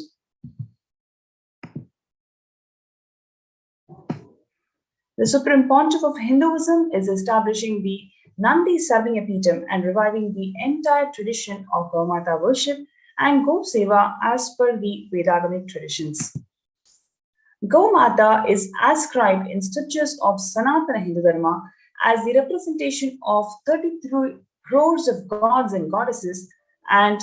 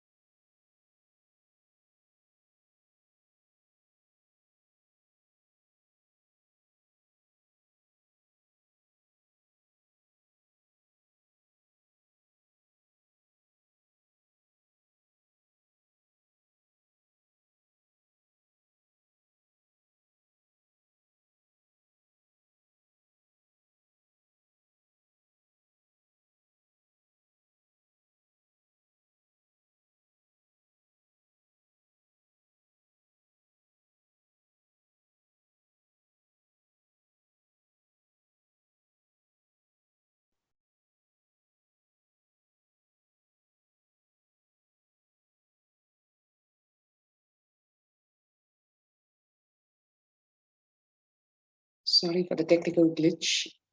And resuming the Adi Kailasa ship segment,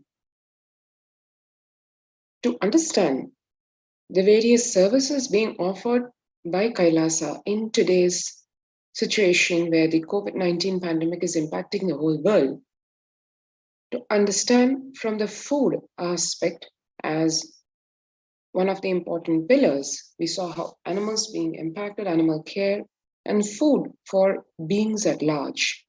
The pandemic has led to increase in the global food insecurity affecting vulnerable households in almost every country. It has exacerbated the existing inequalities, pushing millions of people into the vicious cycles of economic stagnation, loss of livelihood, and worsening food insecurity. The World Bank estimates that 71 million people will be pushed into extreme poverty across the globe as a result of the pandemic. The World Food Programme estimates that an additional 130 million people could fall into the category of food insecure over and above the 820 million people who were classified as such by the 2019 State of Food Insecurity in the World Report.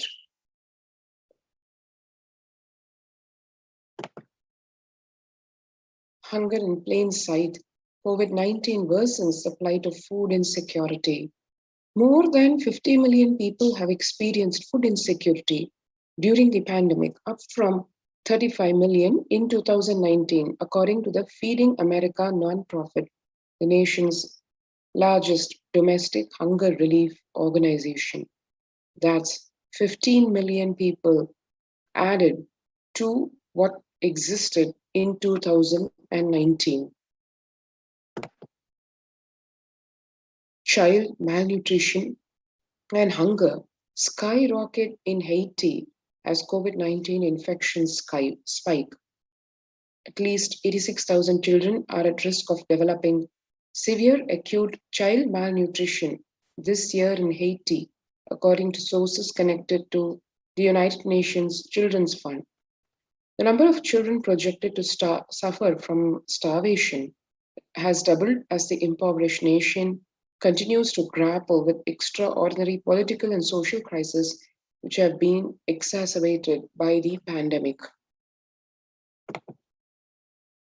And refugees paying the highest price in this pandemic because vulnerable groups like refugees are seeing alarming trends that show many refugees around the world unable to pay for food or rent and are struggling to access healthcare and education.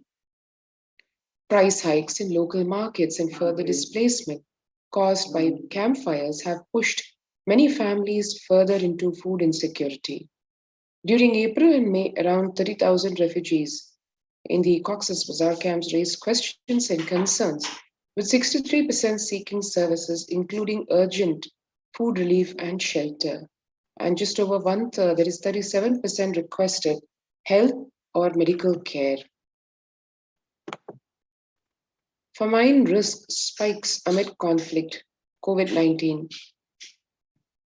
The number of people teetering on the brink of famine has risen from 34 million projected at the beginning of the year to 41 million projected as of June mid-year. Without immediate emergency food assistance, they too face starvation as the slightest shock will push them over the cliff into famine conditions. And one can see the World Bank releases the report on the growing food insecurity. The World Bank released an analysis of the rising food insecurity rates in response to the COVID-19 pandemic.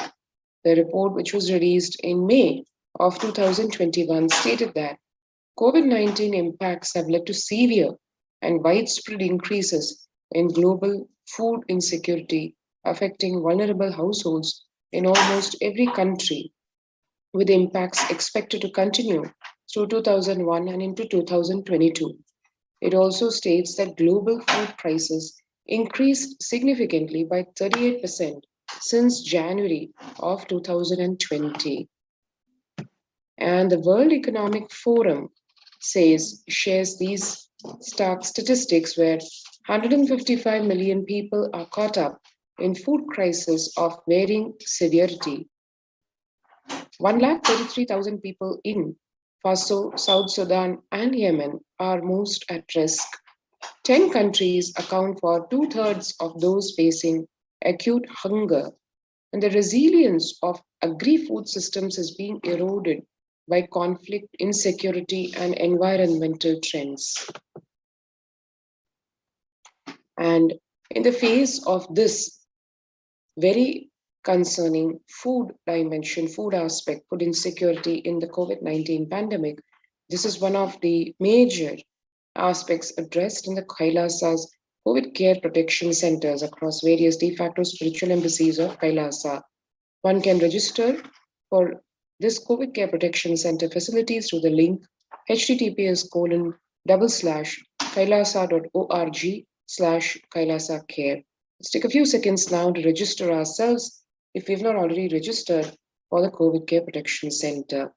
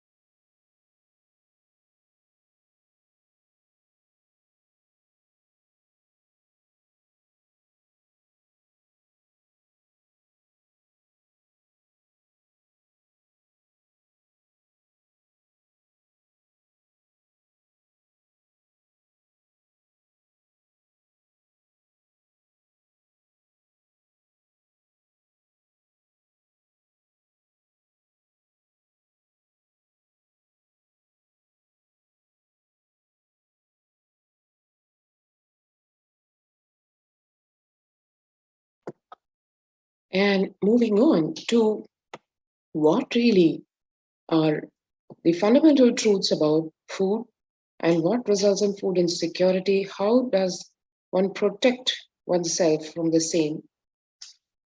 These are some of the fundamental truths about food. We become what we eat.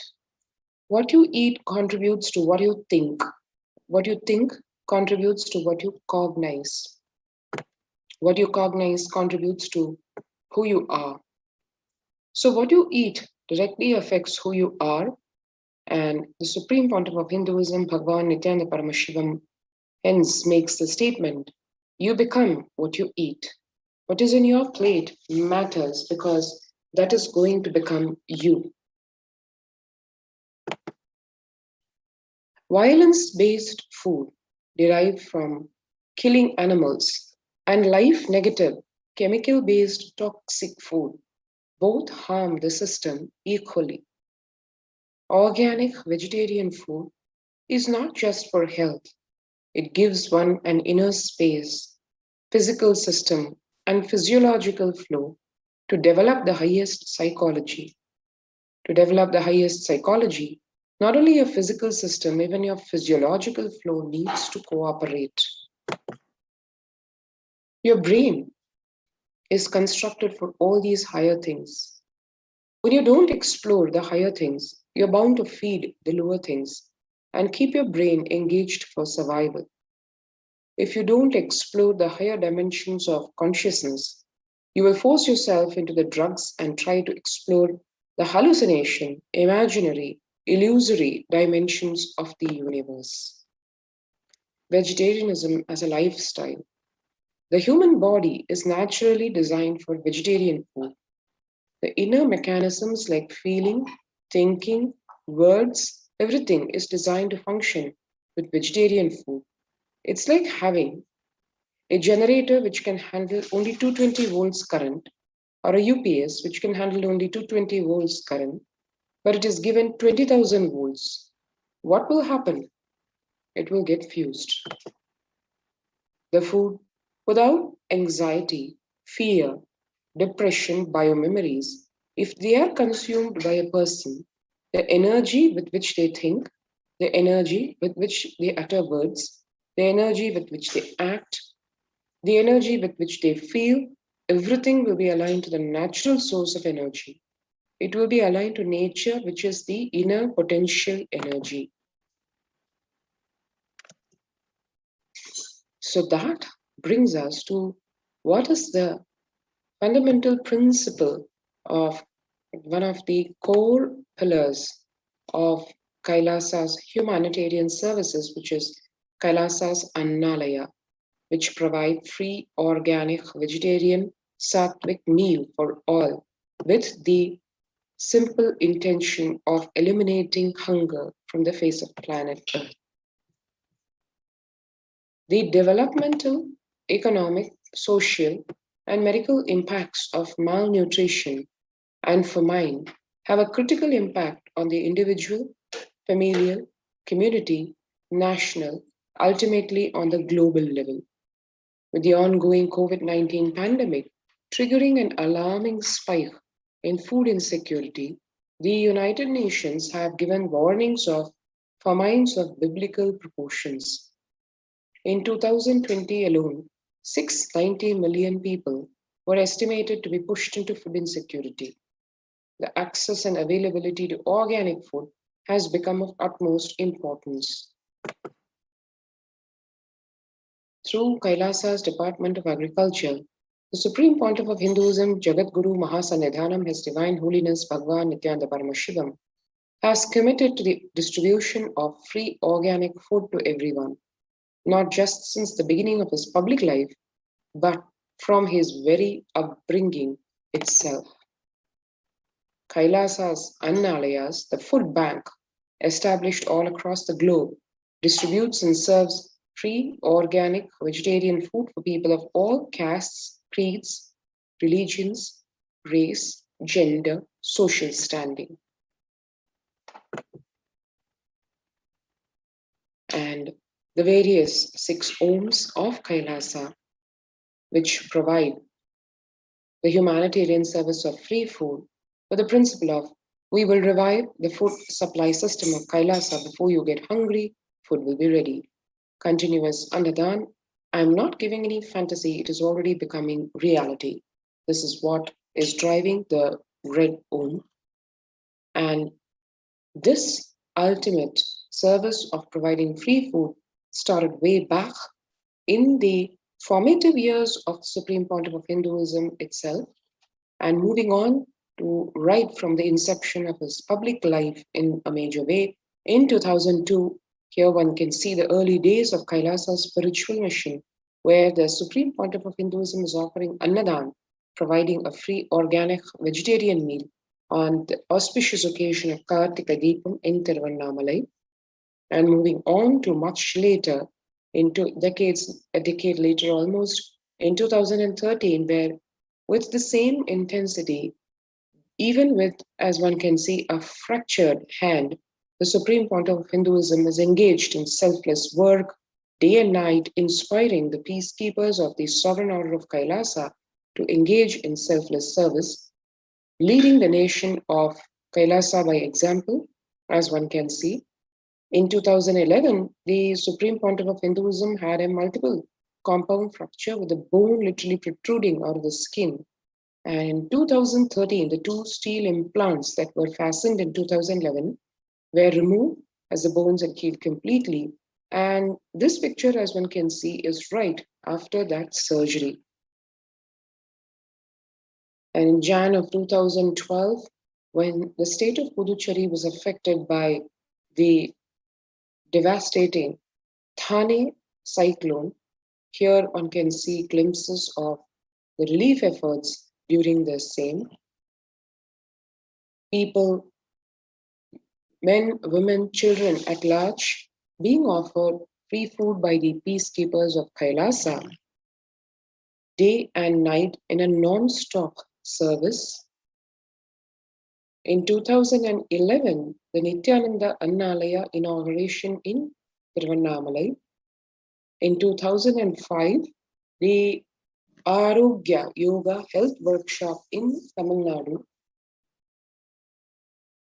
In 2007, as one can see, a full auditorium and the Supreme Pontiff of Hinduism offering the Annadan free food to the participants of the meditation program Nithyananda Spurna program, or the Life Bliss program level 2, held at Salem in Tamil Nadu, and the Nithyananda Spurna workshop in Tiruvannamalai in 2012, the Kartikai Deepam celebrations in Tiruvannamalai in 2012 November, and in 2017, the Inner Awakening 21-day meditation workshop being conducted in Tiruvannamalai, and the participants having a blissful sharing of the free organic sattvic food. April of 2017, the Kalpataru meditation workshop in Tiruvannamalai. In 2016, the Bhandara feast organized for the various spiritual leaders and the Hindu monks or the sadhus. And in 2016 April, the Kalpataru meditation workshop. 2017 March, in Tiruvannamalai and Arunachala Sarvanya Peetham, Annadan being offered as per the daily practice of Nitya Annadan. And 2019, in the Tiruchengood Sarvanya Peetham, free Annadan, and people lined up to receive the prasada. And this fundamental principle of free food to be offered to one and all being the ruling principle across all de facto spiritual embassies of Kailasa worldwide. So one can see in 2019, the Annadan distributed during Guru Purnima, the traditional celebration of the Guru in Kailasa in Houston. 2016, the Sadashivoham meditation workshop in Adi Kailasa. In 2020, even after the onset of the corona pandemic, the Annadan service continues in the midst of this COVID-19 crisis in Madurai, in the Shamala Peetha Sarvanya Peetha. And all this one can see in the context of the necessity for the Annadan vis-a-vis how India was faced with the artificially created famine in Bengal in 1943 under the colonial rule. What happened back then, one can see a few minutes to understand what is the driving principle of Kailasa and why it is so important.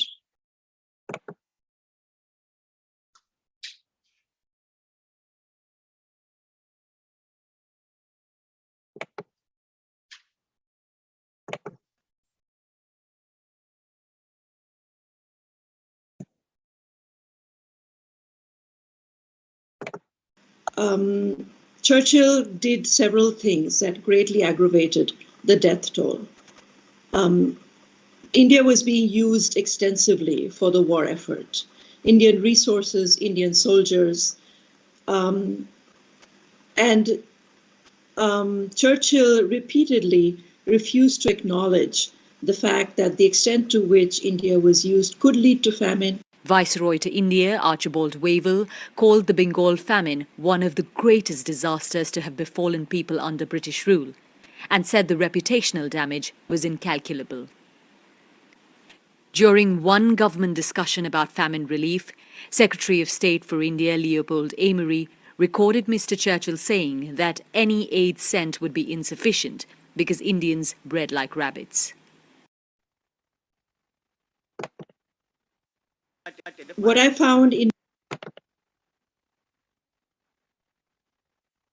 So one saw there the literally inhuman understanding of humanity and its needs during the colonial rule, where in 1943 to 44, as some of these very ghastly pictures show, in the man-made famine of Bengal, as per existing records, over 3 million people were murdered literally.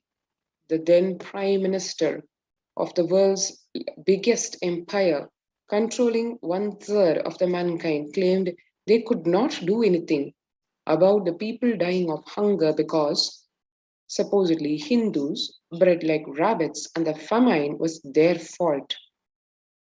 Contrast this with 2016 Ujjain in the Kumbh Mela, the largest gathering of spirituality that happens across the world, the largest spiritual gathering in the world. The peacekeepers of Kailasa served organic food to over 3 million people, the very same number being starved to death versus the number being fed free organic sattvic food. Peacekeepers of Kailasa, under the leadership of the Supreme Pontiff of Hinduism, Nithyananda Paramashivam, have served more than 1 billion free meals in the past 26 years and are determined to end hunger and poverty in all its forms. Kailasa, with 200 peacekeepers at any given time, can deliver what even one of the biggest countries could not deliver. Reason being very simple, because Kailasa is not driven by war, fear, or greed. It is an enlightenment-based nation driven by just selfless service. The Veda Agamas, the source of the Hindu scriptures, declare Annam Bahupurvita, which means let us produce food in large quantities. Through the widespread distribution and promotion of free, healthy, organic food, Kailasa's global peacekeepers, led by the Supreme Pontiff of Hinduism, serve such that we may achieve food security, improve nutrition, and promote sustainable agriculture globally. Annadan is the vision to end poverty and hunger in all its forms. So, before we move further, if you've not already registered in the COVID Care Protection Center in any of the de facto spiritual embassies of Kailasa in India, take a few seconds now to register through the link below, https://kailasa.org/kailasacare.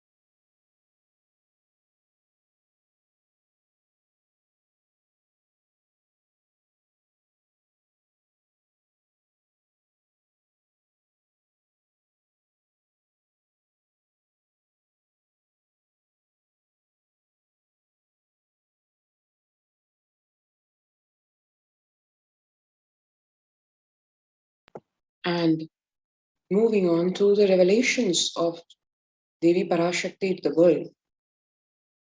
I came as Nijavatara. I am blessing you. Listen. People, listen. To do good to all of you, I have taken the form of Nithyananda and came down as Nijavatara. People of India, listen. Carefully listen. Time after time, Bharatam is Jnana Bhumi, where enlightened beings come. We cannot make Jnana Bhumi as infertile. Enlightened beings have to come. They have to live. It has to flower. Few hypocrites, because they are stuck in delusion, we cannot sacrifice the world. Cosmos cannot be destroyed. The ship I did to save cosmos from being destroyed, that is called Adi Kailasa. The ship I did to protect beings from Pralaya is Adi Kailasa. Because of conspiracy of Drohis and enemies' rule, the captain had to leave the ship. Before 12 years, knowing the great deluge that is going to happen, all Aushadhas, by this Guru Purnima, that Jnana Rasavadam, Navapashana is going to flower, allow people to come and take dip in Navapashana flower. People, whoever comes and dips in Vaidisarovar, they will not have deaths, they will not have corona. Crores and crores of people will come in line. Every day they will come and dip in Anandalingam. Listen well to my words. For India, I made ship as protection. The Nithyananda Navapashana Lingam in Vaidisarovar. Go to Adi Kailasa. O Indians, listen. All those regretting losing Nithyananda Nijavatara, without confusion, without talking just as lip service, go to Adi Kailasa. Crores of people will come there looking for help, Navapashana, water feast, and medicine to get health and protection and enlightenment. To protect India from the great destruction, I, Parashakti, made this huge ship. Even if captain is not there, ship is there. So one can see when the first world countries closed their borders, including during a massive global emergency, including for food, Kailasa has opened its doors to all without exception. And that includes literally the various de facto spiritual embassies of Kailasa across India.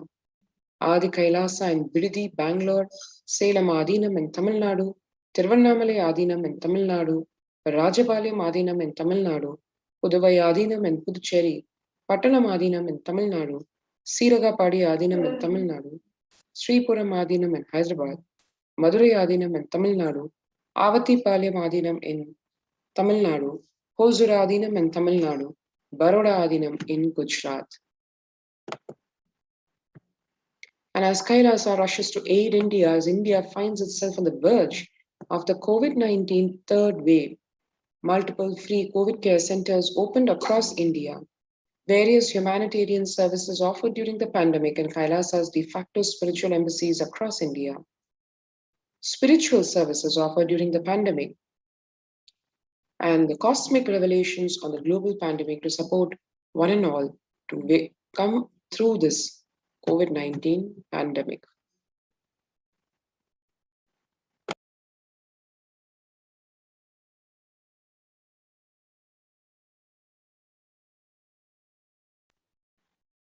The free humanitarian services offered during the pandemic and de facto spiritual embassies across India include medical care in the form of allopathy, Ayurveda, Siddha medicines, infrastructure to accommodate thousands, accommodation for multi-layered quarantine facility, emergency ambulances or ICU on wheels, personal protective medical equipment, food security management through food banks, and organic farming to sustain all this.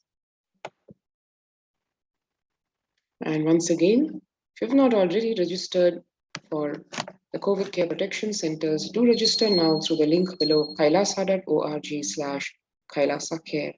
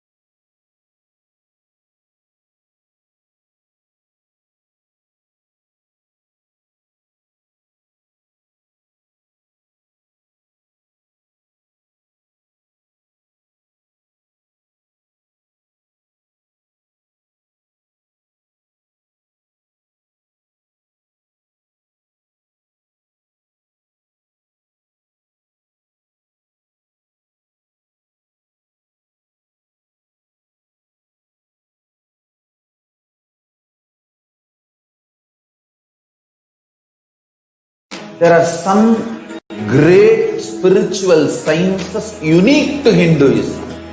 Subtle, otherworldly, but definitive sign. Manifest the cosmic beings in Archavatara, deities in Nijavatara, living incarnations is possible. Understand?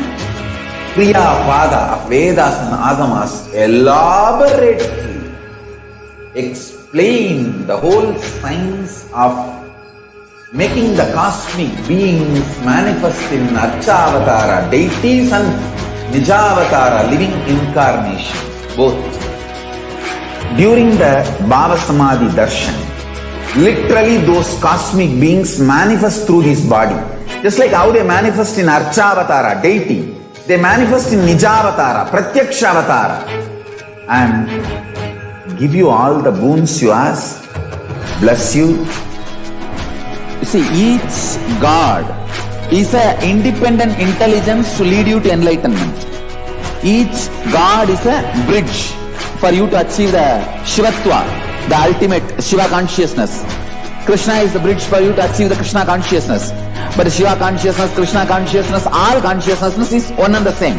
Ultimate consciousness only. So that energy itself completely expresses.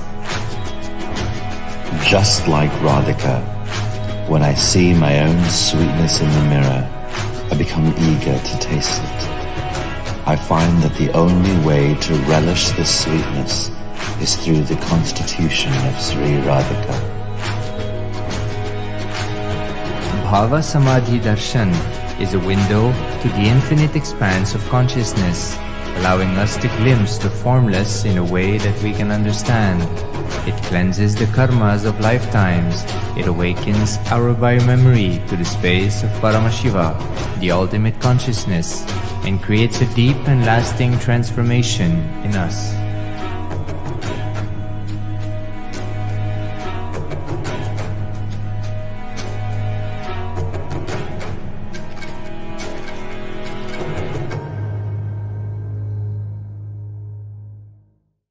Just be alive for next 3 years. Don't die within next 3 years.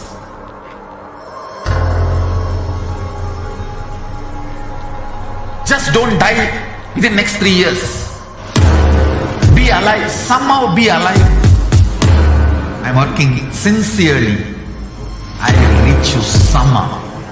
Somehow I will reach you. It's my commitment to humanity.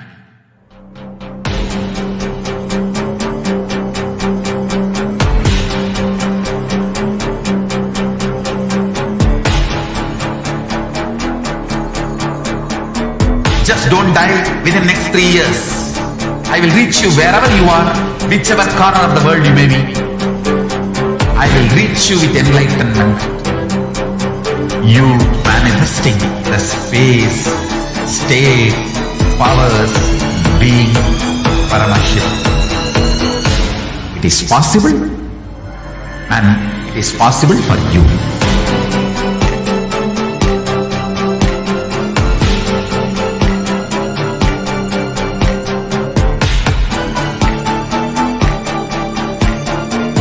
Paramashiva will reach you with enlightenment science. I know he is going to do the job.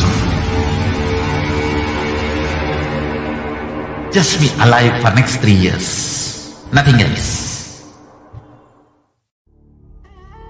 What I mean by the word Kailasa, listen intensely. Enlightenment ecosystem, literally enlightenment itself, in your own home, wherever you are. If you cannot come to Kailasa, it's okay. Kailasa can come to you. Kailasa coming to you is Kailasa.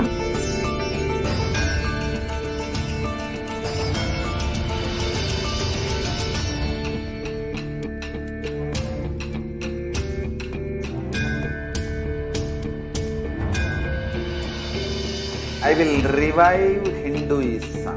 I am a Hindu revivalist, not by any revolution, but by evolution.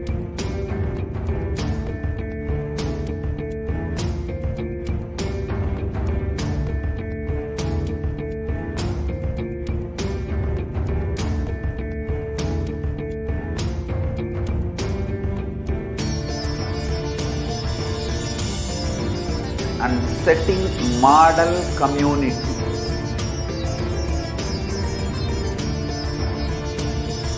Kailasa, enlightenment ecosystems, Sarvanya Peethas all over the world.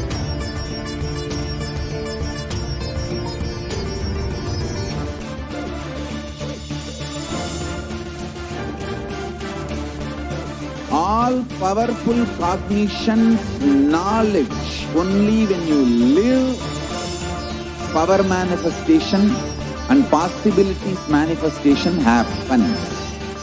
It's a fundamental truth.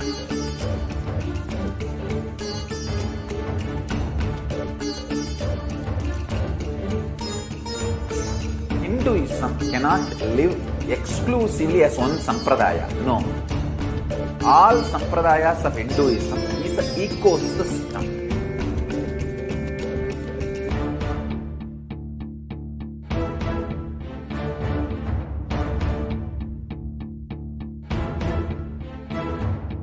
So don't keep quiet thinking that if one sampradaya is attacked, only that sampradaya is going to be affected.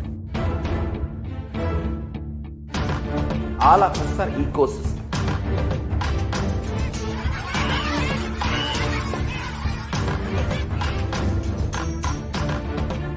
I invite all of you to get involved and enjoy Hinduism by the principle of Dharmo Rakshati Rakshitaha. When you protect Dharma, Dharma protects you. We will make the whole planet flourish spiritually. The spiritual prosperity will happen to the whole planet. We all have to coexist together.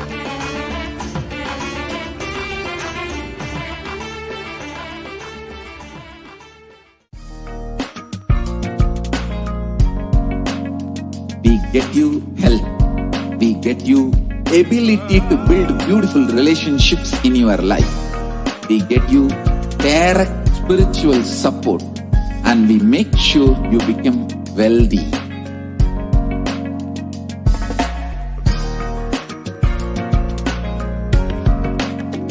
We won't stop giving you just good life.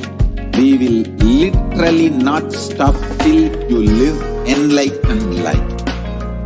Manifesting the state of Paramashiva, space of Paramashiva, powers of Paramashiva, being of Paramashiva.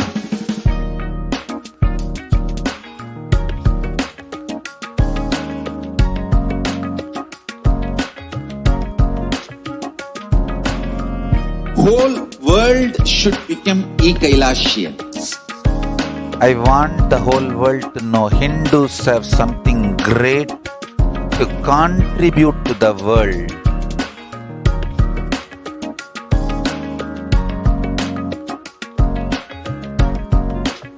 We have something great to contribute to the world. Let us do that.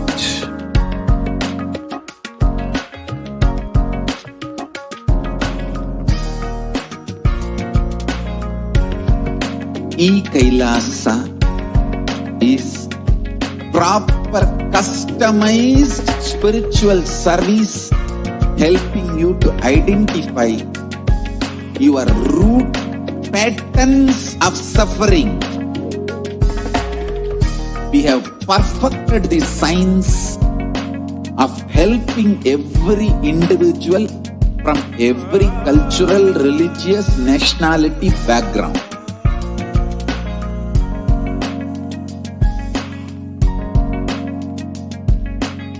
You will have lowest reactionary assumptions, highest awakened response alive response for life continuously.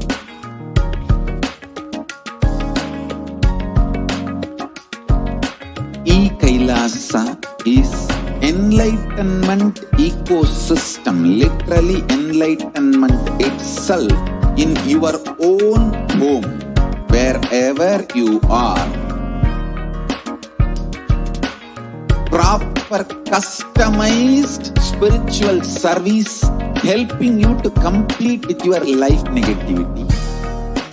Withdrawal from life, self-hatred, self-denial, self-doubt, so much of tiredness, laziness, we can support you, aligning your diet, your attitude, your aptitude, your understanding about life.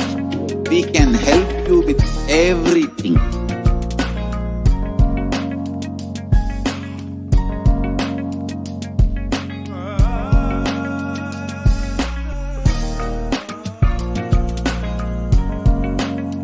If you are interested in enlightenment, we will immediately bring this to you.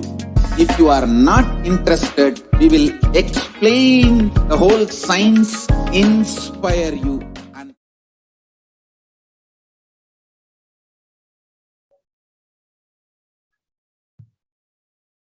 Nithyanandam. So next segment is going to be about the experiences to be shared by the participants of the COVID Care Protection Center in Adi Kailasa Nithyananda Paramashivam. Joining with us is Srinithya Digambarananda Ayya from Mumbai. So Nithyananda Ayya, I welcome you to the show today. Thank you so much for joining us. And would you like to share your experiences on what made you to come and join us in this COVID Care Protection Center, and how has been your stay so far?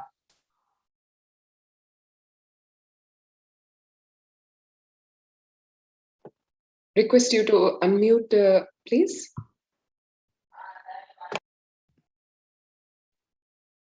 Nithyanandamma, thank you.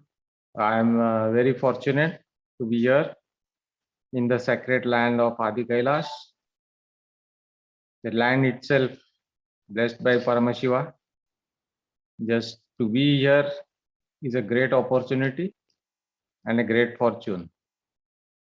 So, following the Parashakti predictions by Swamiji, so full COVID care prevention center, Adi Kailash, when it was declared, immediately I came here following Guru Vak. And here it is very different from the outside world. From the day I am here, there is no sign of any COVID, this thing. No word is also not there. Otherwise, everywhere in the outside world on TV, everybody is screaming COVID, COVID. And everybody, and you hear a lot of people being affected. There are a lot of deaths also happening. Now, in the first wave, there were, it was not near us, but now some of our relatives also they have passed away. It is very difficult in the outside world, but it is very peaceful and divine here. Every day is a great beginning. Blessings from Paramashiva. We do yoga in the morning. The freshness is there, induced. And when we go to the temple, that is absolutely divine. The place of Paramashiva, Kalpavriksha is there, and all the deities are live. Now enjoying the Brahmotsava. We are very fortunate to be part of the Brahmotsava going live every day. Nithyanandeshwara Brahmotsavam. And on top of that, Swamiji is blessing with his satsang, his presence. It is simply like Paramashiva is here and we are the Ganas, Shiva Ganas here, enjoying the presence of Paramashiva. Very divine, and everybody is enjoying, all nice Kailashians enjoying together. Yes. Wonderful. What are the activities that you guys do as part of the COVID Care Protection Center? Do you want to share your experiences of being in the temple, and what are the things that you're experiencing as part of your COVID Care Protection Center team? Yes, our morning spiritual routine is very strong. Morning yoga. Then after that we have neem juice, and then the detox specified castor oil we are taking, and at night haritaki. And then steam is also given as per it. Immunity is very strong here, especially the morning spiritual routine we are doing. That is immensely boosting our immunity. We feel the freshness in our bodies. So it is so fresh and strong that we don't feel that any COVID can ever touch us. It is the liveliness here. Not only each and every person is so lively, and they are so engaged in different projects, different fields. Some are doing Gurukul work, some are doing some mechanic repairing work, some are doing some gardening work.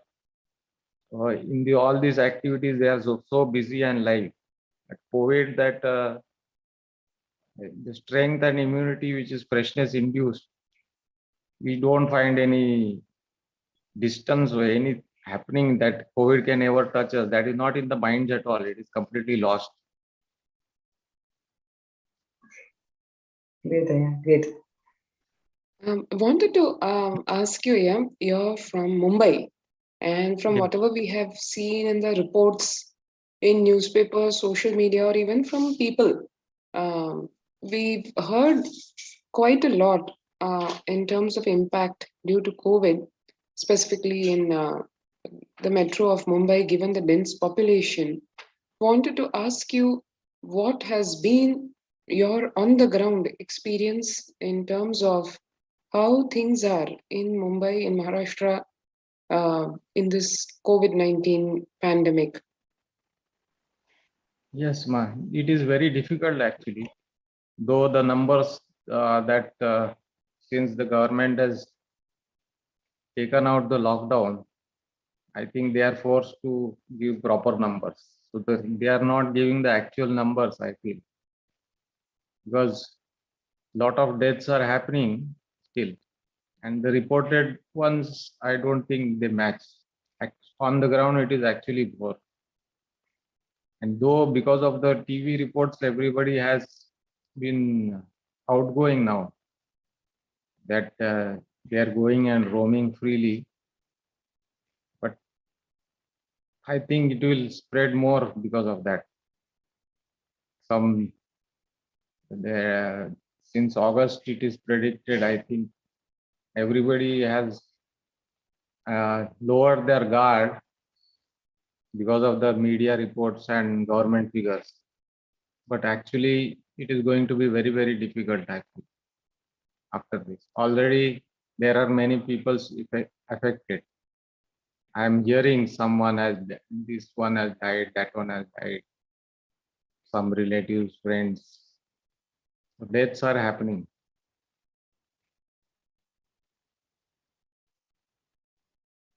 So though it is pictured that nothing is there, now it has relaxed. I feel on the ground, there is still there, it is still there, it is still preparing. And because of this lowering of guard and mixing and of lot of people, I think it will spread very fast again. Yeah, actually, I don't know how many, there must be an elderly generation of people who would have witnessed this kind of massive, practically destruction, where every family practically seems to have been impacted in one way or the other. Like you said, even if not immediate family, then the extended family, like you mentioned about your relatives being impacted and passing away. In the recent past, for most of us, even if diseases have taken over a toll where, say, a whole state is impacted or a whole community is impacted, don't think we have heard anything where across a whole state, a whole nation, the whole world, everybody is impacted in one way or the other, either in terms of themselves or their immediate families or their extended families, or as a blanket, the stress and the anxiety and the depression that came along with this COVID-19 pandemic. I'm sure, just like New York City, Mumbai, one of the most throbbing living cities, and that city being faced with a lockdown, and as you said, fudged figures by the government because they're not able to reveal the true statistics. That itself seems to be something very concerning. And I'm sure your experience, having lived so many years in Mumbai, must be the same. I'd like to ask you to share, for the sake of our viewers, that other than what you saw as a physical impact which you shared, how is it affecting people at large, in terms of what you have seen amongst your friend circle, family circle, emotionally, psychologically, economically, in the economic capital of India, needless to say, Mumbai? Yes, yes, Ma. See, actually, the pandemic fatigue is it is happening now. Though everybody they were during the initial period sitting economically also, because Mumbai is the financial capital of the world, of India, sorry. So it is everybody is used to being involved economically, basically. That, and when they are sitting at home during the initial period, they are so now depressed by the pandemic fatigue. So even though they want to go out and they want to start their activities, so even though it is not happening, because this has affected a lot, economy is paralyzed. A lot of standstill has happened in the activities, factories, industries, line. Other than the share market, everything is little held up. So, and because of this pandemic fatigue, everybody is going outside, like the metro also, lifeline, railways of Mumbai. You see the amount of people there are gatherings. It is really no. It seems everybody has lost that there is COVID. They are mixing so close, and a lot of gatherings are happening even in markets. And because of this pandemic fatigue, it is like everybody has lowered their guard. The quarantine and everything, we are so much taking care here.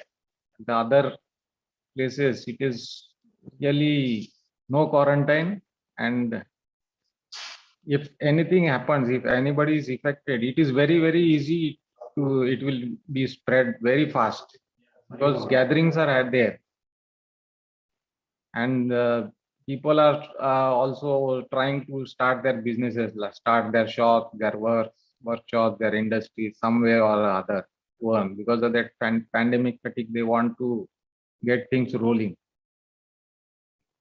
And this is the gathering has started happening then because of that. No quarantine is happening. And then if that wave comes, third wave, which is predicted, then it is very easy for it to strike. A lot of casualties will happen because of these gatherings. Quarantine is not there. As a precaution, what Bhagwan has said, it has to be taken very seriously. People have relaxed now. Wonderful, Laya. What would you like to share with our viewers about this extraordinary effort from the Supreme Pontiff of Hinduism, that he opened his homes as COVID Care Protection Center? What would you like to share about this grace and compassion of the Supreme Pontiff of Hinduism to open his de facto spiritual embassies to the world as COVID Care Protection Center? Yes, Ma. The great compassion of our Bhagwan. He has opened this COVID care center. See, outside everybody is mixing. There is no quarantine, and at home it is simply not possible. There are multiple quarantine we are having here. So here there is such a big campus, 100 acres, and all so many trees and nice breeze going on. It is like living in a hill station. Everybody, and you can enjoy. And Bhagavan has given this great opportunity for everyone. You can, instead of the fatigue and the depression of COVID outside, in the outside world, living every day in the tension that it will get to you. Instead of that, coming here in Kailasa, relaxing. It is like taking a holiday in this COVID time and relaxing and refreshing yourself. It is so beautiful. Bhagavan has opened these centers. The outside, everybody is afraid. And here, Bhagavan is giving you the opportunity to be completely protected from COVID. His centers he has opened. And where there is, I don't think anybody is there who has done this in India. We are the only ones who are blessed to have such a Paramashiva as our Guru. With his compassion, is given the opportunity of protecting not only us, but the whole world. He has invited everyone. Everyone can come and stay. So even if he has also given the opportunity of working from here. So even if you are working at home, you can come here and work. The internet provided is also very beautiful. It is very fast. The speed is very high, and people are working also from here. Not only enjoying, and those who are participating in various activities when they are free. But when they have work, they are easily working from whenever they have get the time. Wonderful, yeah. Thank you so much for joining the show today. It was great having you to share your experiences of being in Mumbai and how your life is transformed by being part of this COVID Care Reproduction Center. Thank you so much for joining us today, Aya. Yes. Thank you, Ma. Thank you, With this, we'll go to the next segment. Stay tuned and we'll be right back with the next segment.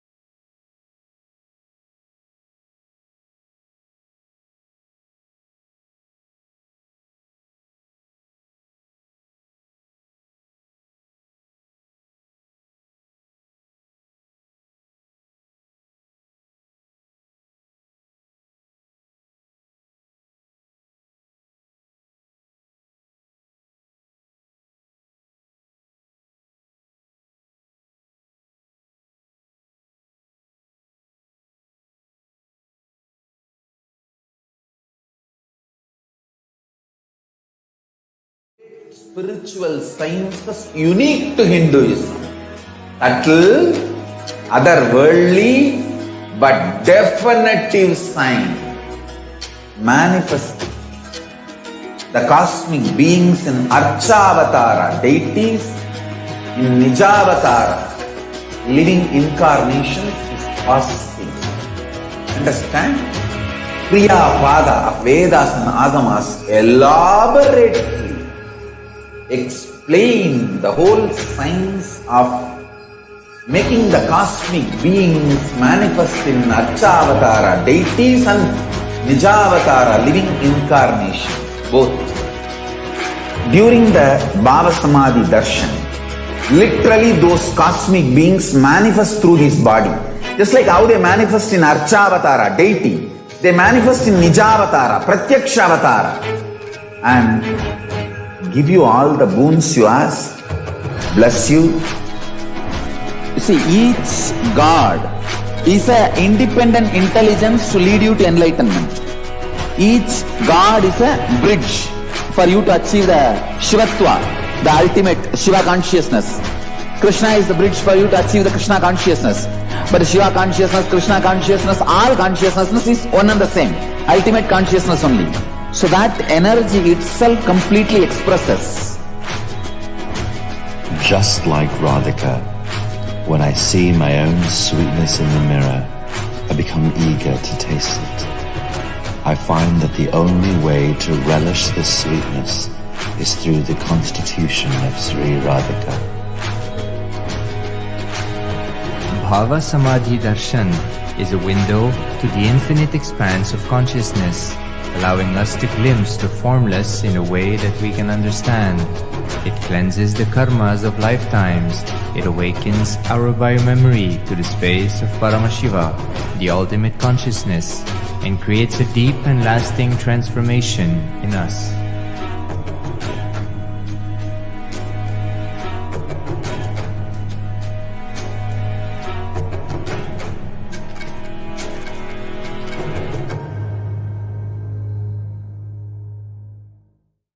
Just be alive for next 3 years. Don't die within next 3 years.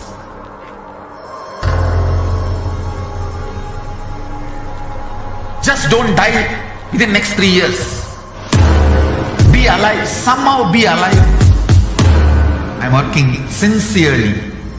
I will reach you somehow. Somehow I will reach you. It's my commitment to humanity.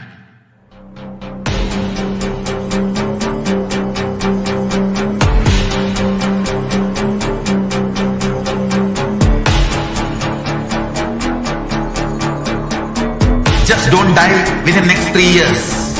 I will reach you wherever you are, whichever corner of the world you may be. I will reach you with enlightenment. You manifesting the space, state, powers, being Paramashivoham. It is possible, and it is possible for you.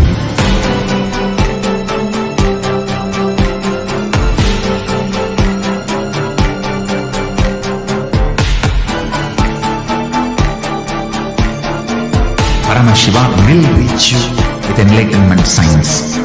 I know he is going to do the job.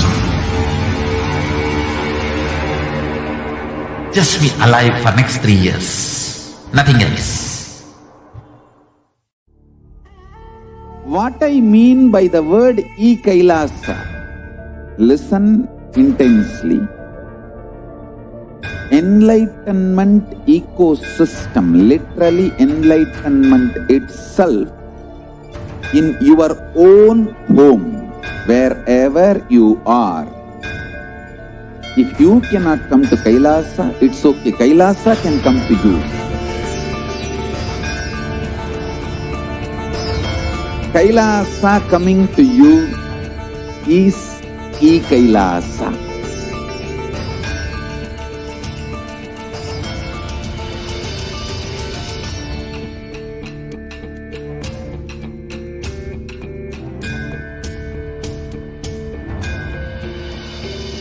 I will revive Hinduism.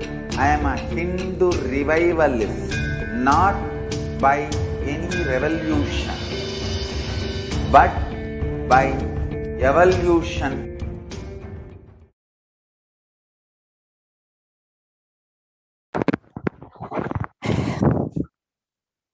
Nithyanandam, welcome back, dear viewers. Now we will be entering into the next segment where we will understand the persecution against the Supreme Pontiff of Hinduism, Kailasa, and Hinduism as a whole. We will understand what the Supreme Pontiff of Hinduism has done in building the Kailasa's Nithyananda Hindu Library, the world's largest collection on Hinduism. As many of us have heard, books and deities made Nithyananda. So let us explore and understand what the Supreme Pontiff of Hinduism has contributed to humanity through the Nithyananda Hindu Library and how he has revived the Hindu library system, which has been lost over thousands of years. Yes, we can move to the next slide, please.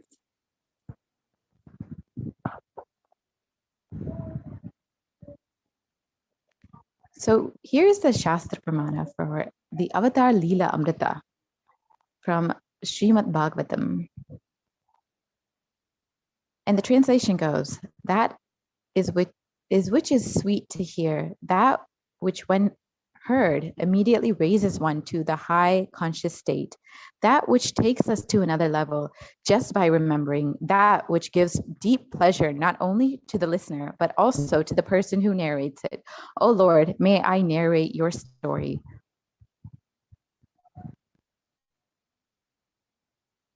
Yes, we can move to the next slide. Arunachala is the giver of the Supreme Pontiff of Hinduism, Jagadguru Mahasannidhanam, His Divine Holiness, Bhagavan Nithyananda Paramashivam.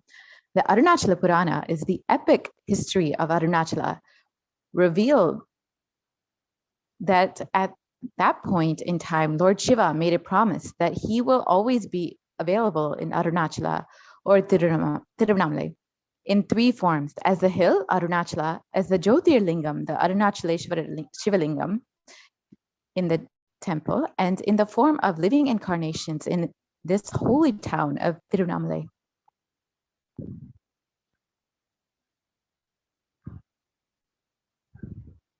And true to his promise, Sadashiva retained his form as the Arunachala mountain, assumed the form of the Shivalinga called Arunachaleshwara at the temple in Tiruvannamalai, and is incarnating continuously, keeping the unbroken lineage of enlightened beings in Tiruvannamalai till date.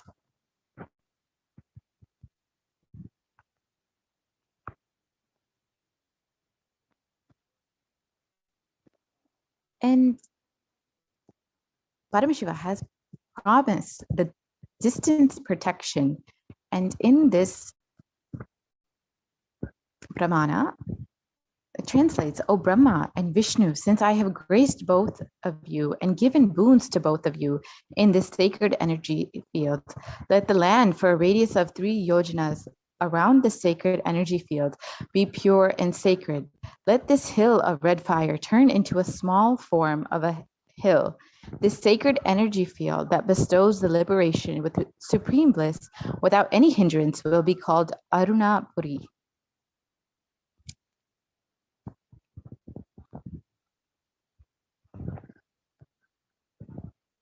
Arunachala is protected even during the Pralaya.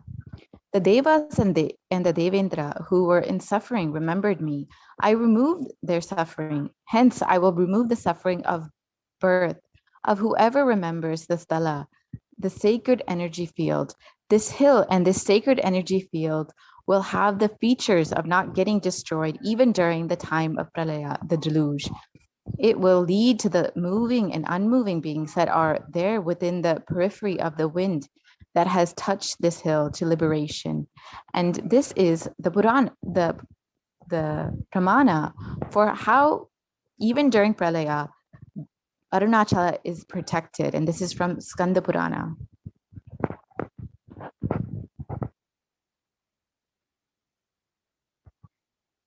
Yes, we can move to the next slide, please.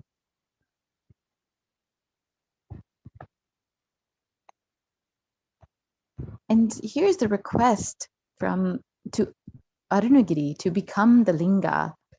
And again, the reference is from Skanda Purana, and the translation goes, "Oh, Arunachalesha, the one who has become the hill. People are used to fetching water and offer sacred bath to you, as against the rain, the showers from the sky, to offering pearl garlands to you, as against the stars themselves, to be pearl garlands, to bringing lamps and show lamps to you, as against the sun's rays themselves to be lamp. Hence, for the sake them doing worship to him with sacred bath, they prayed that he graces them by assuming the form of a linga below the hill.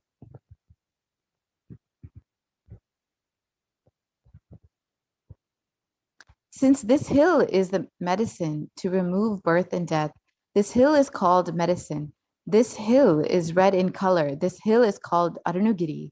When Shiva, the blue-necked blessed, to those who utter his name once in this planet Earth, to them it is equal to uttering the Panchakshara 30 million times. Brahma and Vishnu became happy and bowed down to the Lord and said, I am becoming linga. Worship me with bhakti. Saying so, he disappeared into the hill. There appeared a linga that is adorable by the whole world. They saw that linga and worshipped it, sang in praise of it, and showered flowers on it, became ecstatic, happy, and danced in bliss, and called the divine sculpture called Mayan, and made him construct the temple tower, halls, and beautiful compound walls that cannot be compared with anything. And this is, again, another reference for Arunachala in Arunagiri. And this is the Supreme Pontiff of Hinduism's vision. As he says, my vision is my integrity to you. Making Advaita the root cognition in every field on planet Earth is my mission, for which I landed in this body, for which I assumed the human body. I will do this mission. This is the purpose of my birth.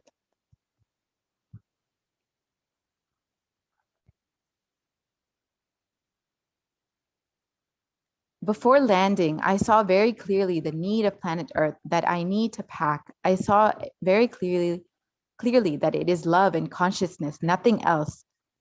Planet Earth does not need intelligence to create infrastructure. It needs a little bit more consciousness and love in the hearts of the decision makers. When I landed, I saw very clearly now humanity needs only one thing, inner awakening.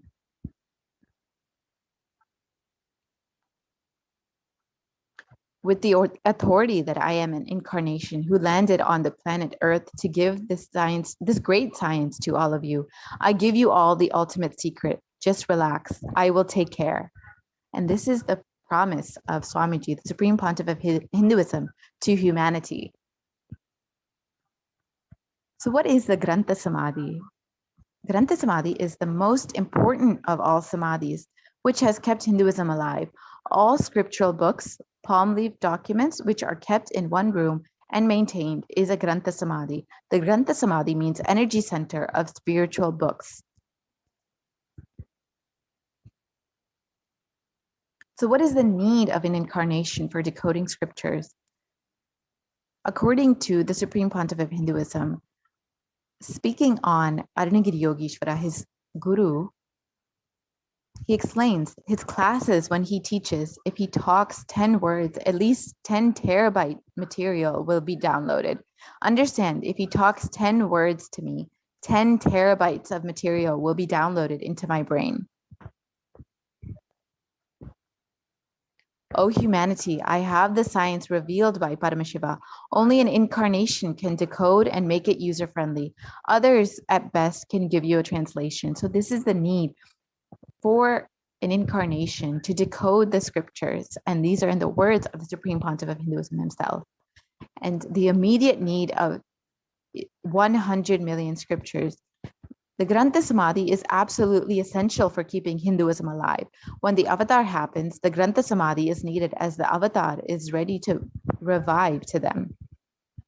The colossal amount of work is required for preserving these 20 million Grantha Samadhis.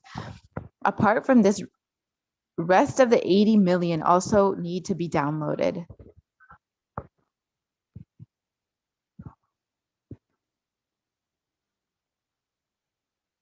This downloading is possible only when already available 20 million are obtained, and the studied which will awaken seeking inside the practitioner and their bodies will become a suitable medium to download the 80 million remaining scriptures.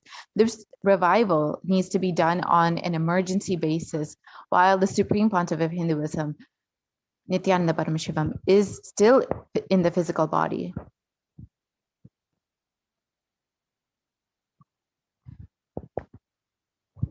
So what is the Supreme Pontiff of Hinduism's vision for the Grantha Samadhi, the Kailasa's Nithyananda Hindu Library? The Grantha Samadhi, these have been the vehicle for preserving the timeless knowledge, the seed, the notes of the cosmos, which the Supreme Pontiff of Hinduism is now bringing to life. The goal of Kailasa's Nithyananda Hindu Library is to create the largest repository, Grantha Samadhi home, to living deities of scriptures, transmitting powerful cognitions to humanity.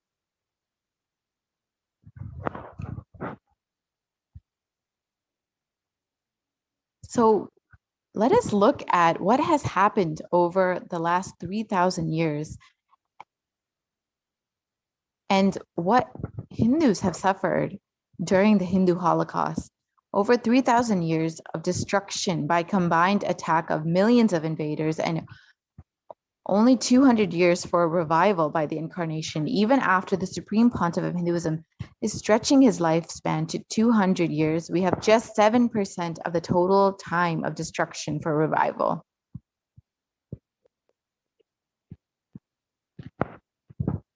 At one point in time, every Hindu temple had a library. And here's the translation of the verse from the Kamikagama, which the Center for the Scriptural Studies, the Vedagama, should be constructed in all the four main directions of the temple, in the corner directions of the temple, in its inner closure, or in the locations recommended for the installation of the images of the Shaiva devotees. So, only 20% of Vedic Hindu scriptures remain on this planet Earth. And 100% of Hindu libraries have been destroyed. All libraries, including Nalanda, Takshashila, Vikramashila, with millions of books, have been destroyed. And there are more than 2 million temples in India, but not one with a library. And more than 10,000 of Mutt libraries have been destroyed. And major collections of manuscripts in the hands of Oriental institutes or institutes funded by foreign countries, with millions of scriptures stolen by invaders. What is the importance of Vedic scriptures for the revival of yoga? Today, with more than 300 million yoga practitioners, yoga is the most practiced religion in the world. The size of the industry around yoga is valued at $84 billion US. This shows us that people are sincerely seeking solutions to health and well-being, and they are finding solutions in yoga. It is working for them, because of which there is a large following. The authority of the Shastra is everything. So even though there's such a huge demand for yoga, to get the real desired benefit of the practice instead of the side effect, aligning with the original context and the technique is required. This is only possible through the study and implementation of the Shastras, the scriptures. For instance, although compared to the past 1,000 years, the number of yoga practitioners in the world is at an all-time high. But how many actually realize enlightenment by doing yoga? This shows that in practice of yoga, people are fundamentally lacking somewhere. This can only be addressed by aligning with the source.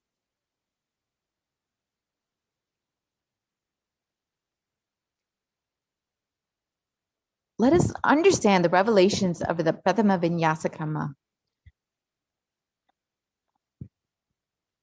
So these are some of the rare manuscripts that have been compiled when making the Prathama Vinyasa Krama, when the Supreme Pontiff of Hinduism revealed the Prathama Vinyasa Krama and referenced these sacred manuscripts and scriptures for getting the original reference from the source text.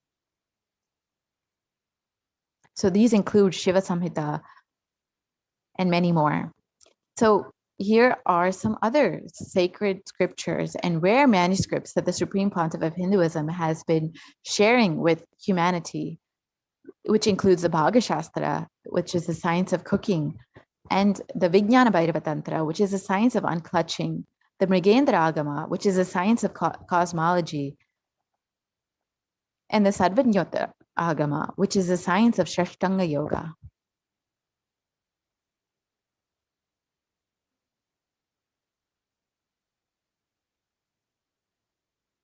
So now let us listen to the Supreme Pontiff of Hinduism himself on his vision for a library and what the Supreme Pontiff of Hinduism is doing to revive the Hindu library system.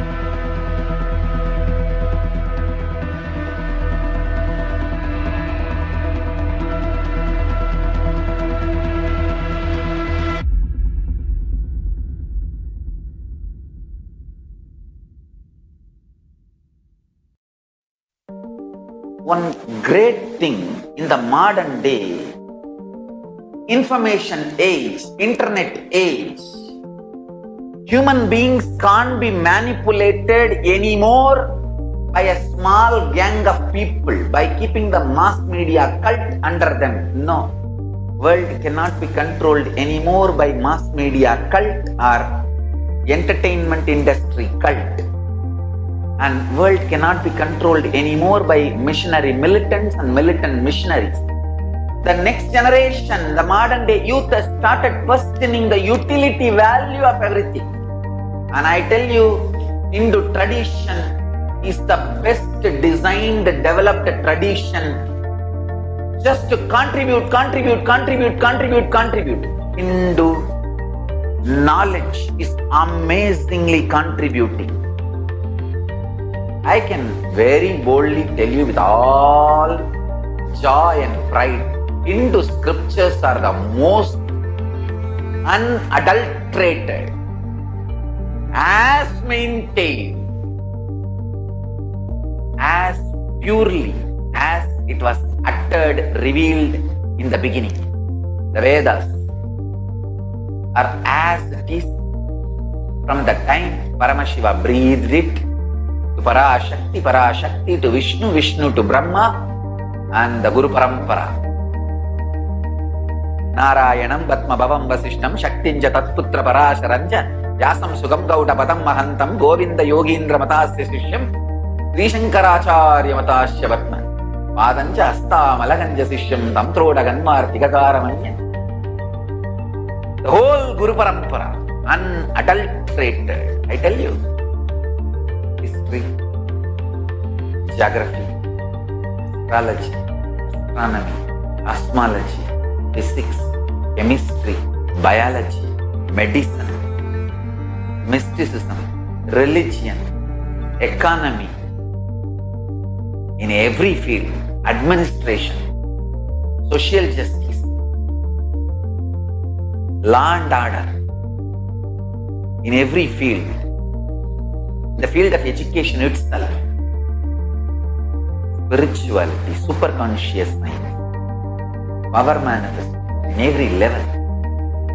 Nothing compared to the extreme life positive knowledge source of Hinduism. This is the most non-violent, life positive knowledge tradition in every field. Unimaginable knowledge source is lying in that 2,20 million source books of Hinduism. Around 10,000 traditions are still alive. I am not talking about what we lost, what we still have, kept it alive, at least in the museums, which I can revive. I can add flesh and bones to this whole scriptures and make it living, alive lifestyle. I want all Hindus to start becoming real Hindus, non-violent, extremely life positive and contributing. This is what is the core identity of Hinduism. Let's start living that core identity, core narrative of Hinduism. That's the best strategy to stop the Hindu Holocaust. I tell you, Hindus have a great future. I want all the Hindus who are interested and listening to me, all of you, please wake up and start contributing more and more and build contributing lifestyle. That's the best way to stop the Hindu Holocaust. At least 10% of the Hindus should become Brahmana by Varana. Only then we can collect all these books and store it properly, make digital and physical libraries and practice those knowledge, build laboratories and teach this knowledge to the whole world. This is what is my life's mission. Of course, translation, making it searchable, making it user-friendly, indexing, all this work put together. That is the purpose for which I started this Nithyananda Hindu Library. I will establish the most authentic, world's largest physical and virtual library and Hindu university. Hindu literatures are made illegitimate, stolen. Many concepts and principles and ideas are stolen. And Hindus are made to feel that literatures are all just mythology and faltu and just somebody's fantasy. I will make sure enough scientific researches are done, proper documentations are done, analysis are done. Not only I will collect compile, organize the world's largest Hindu knowledge resource library. I will make all of it user-friendly for the whole world by making virtual Hindu library available for the world. I am very clear. I am going to collect everything related to Hinduism. The source scriptures, various commentaries and translations, good or bad. Some translations are true to the original, some are 80% true, some are 70% true, some are absolutely distorted. But I am going to collect everything, organize, index. My initial level plan is 10,000 students will be able to reside and study. 2 crore means 20 million Hindu scriptures. And largest virtual library, very organized and made user-friendly. Collecting all the 2 crore, 20 million source books, organizing, indexing, then translating, making it user-friendly, making library, physical library, and making digital library, then studying it, researching it, making laboratories. For example, the Hindu battery, which can be charged, recharged by consciousness, does not need any other chemical from outside. The Hindu aircraft, which can fly through the conscious sound technology, the consciousness-based light technology, sound technology, consciousness-based biology, consciousness-based biology-based technology. When consciousness starts growing in your biology becomes totally different, and that biology can be used to fly, empower, energize multiple machineries in Hindu tradition. Collecting this 2 crore, 20 million scriptures, organizing, indexing, translating, building laboratories, not just libraries, laboratories, universities, where we conduct clinical trials, medical trials, scientific researches. Everything gets organized, made user-friendly for the humanity and shared with the humanity free of cost. I invite people from all over the world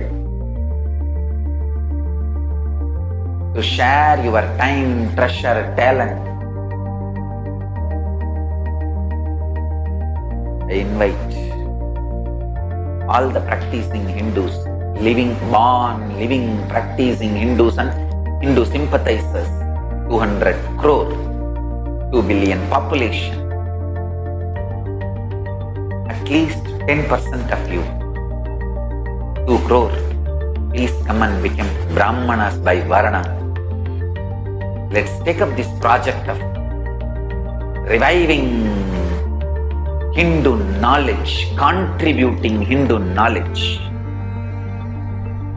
Jatis belongs to Brahmana or Vaishya or Kshatriya or Shudra does not matter. An Acharya incarnation, Avatara Purusha, has a right to declare which Varna you belong to. Whether you are Shudra by Jati, Vaishya by Jati, Brahmana by Jati, or Kshatriya by Jati, don't worry. Decide to change your Varna to Brahmana Varna by taking up this responsibility of Nithyananda Hindu Library. I already started the work.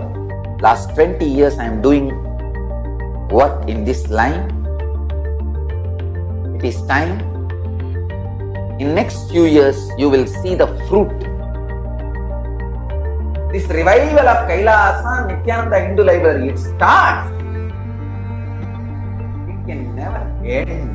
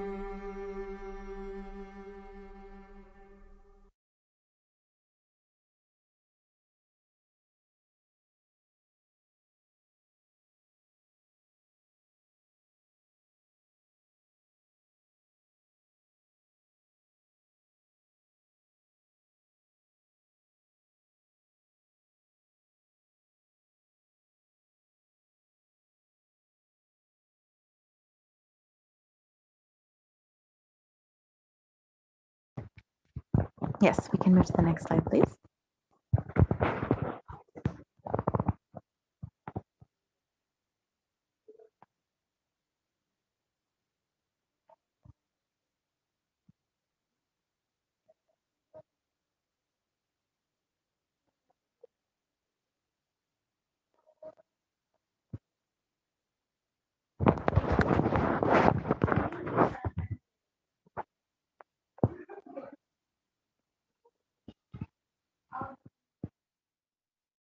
Spiritual sciences unique to Hinduism. Subtle, otherworldly, but definitive sign. Manifesting the cosmic beings in Archavatara, deities in Nijavatara, living incarnations is possible. Understand? Kriya Pada of Vedas and Agamas elaborately explain the whole science of making the cosmic beings manifest in Archavatara, deities and Nijavatara, living incarnations, both. During the BHAVASAMADHI darshan, literally those cosmic beings manifest through this body. Just like how they manifest in Archavatara, deity, they manifest in Nijavatara, Pratyakshavatara, and give you all the boons you ask, bless you. You see, each God is an independent intelligence to lead you to enlightenment. Each God is a bridge for you to achieve the Shivatva, the ultimate Shiva consciousness. Krishna is the bridge for you to achieve the Krishna consciousness.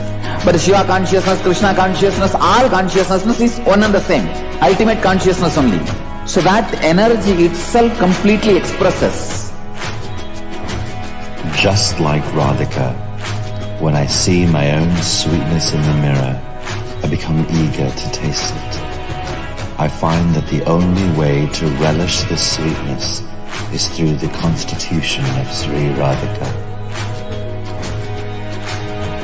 BHAVASAMADHI Darshan is a window to the infinite expanse of consciousness, allowing us to glimpse the formless in a way that we can understand. It cleanses the karmas of lifetimes. It awakens our biomemory to the space of Paramashiva, the ultimate consciousness, and creates a deep and lasting transformation in us.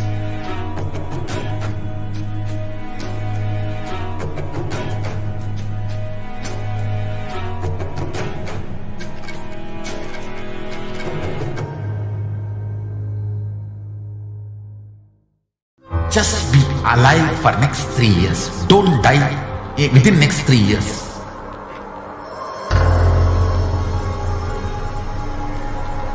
Just don't die within next 3 years. Be alive. Somehow be alive. I'm working sincerely. I will reach you somehow. Somehow I will reach you. It's my commitment to humanity.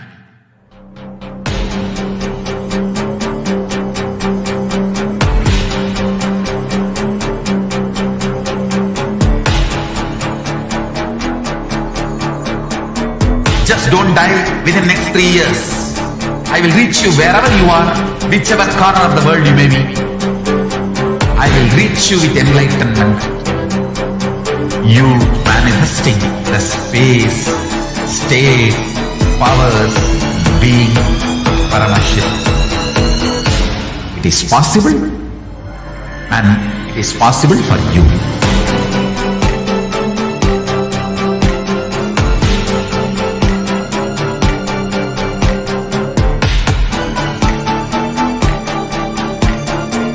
Paramashivoham will reach you with enlightenment science.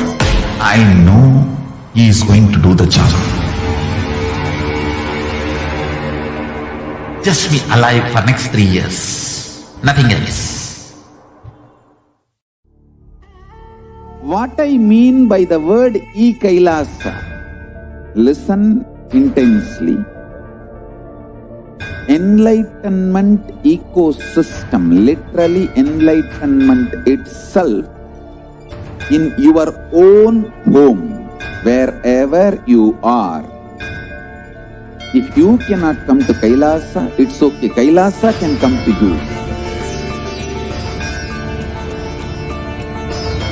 Kailasa coming to you is Kailasa.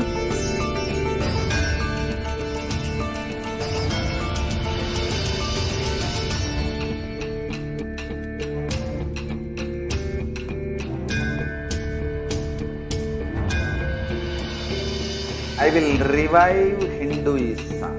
I am a Hindu revivalist, not by any revolution, but by evolution.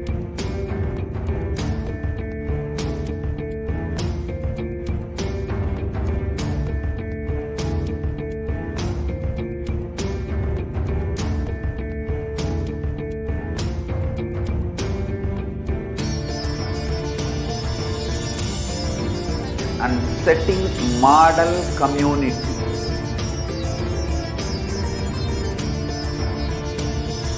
Kailasa, enlightenment ecosystems, Sarvanya Pitas all over the world.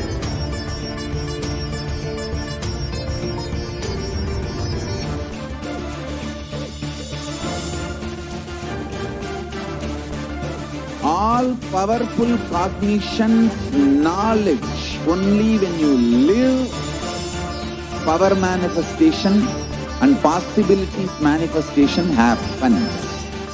It's a fundamental truth.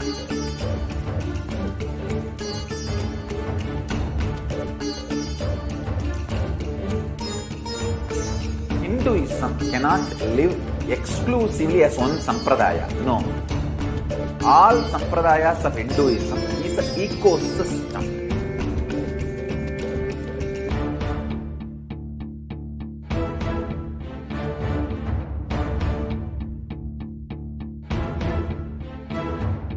So don't keep quiet thinking that if one sampradaya is attacked, only that sampradaya is going to be affected. All of us are ecosystems.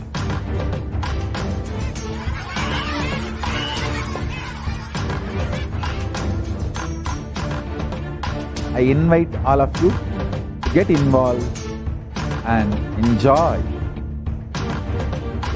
Hinduism by the principle of Dharmo Rakshati Rakshitaha.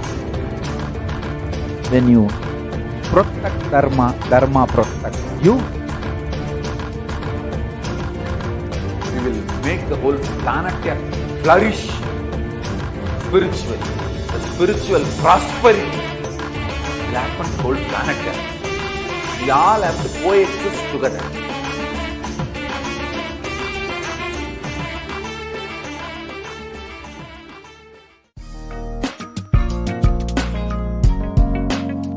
We get you health. We get you ability to build beautiful relationships in your life. We get you direct spiritual support, and we make sure you become wealthy.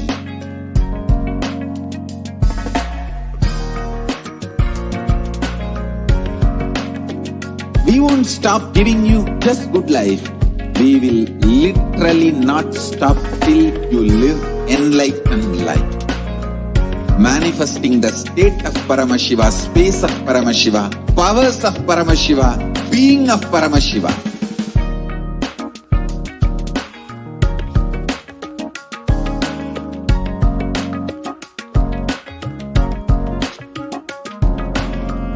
Whole world should become Kailasians. I want the whole world to know Hindus have something great to contribute to the world.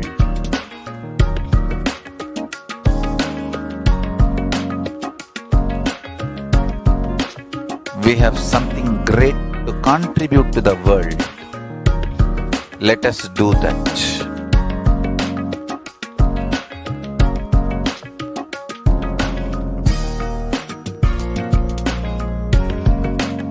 Kailasa is proper customized spiritual service helping you to identify your root patterns of suffering. We have perfected the science of helping every individual from every cultural, religious, nationality background.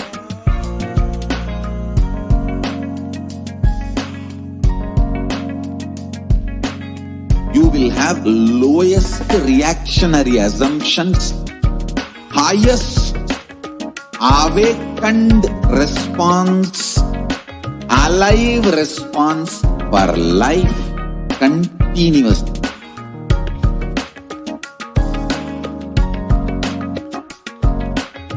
Kailasa is enlightenment ecosystem, literally enlightenment itself in your own home, wherever you are.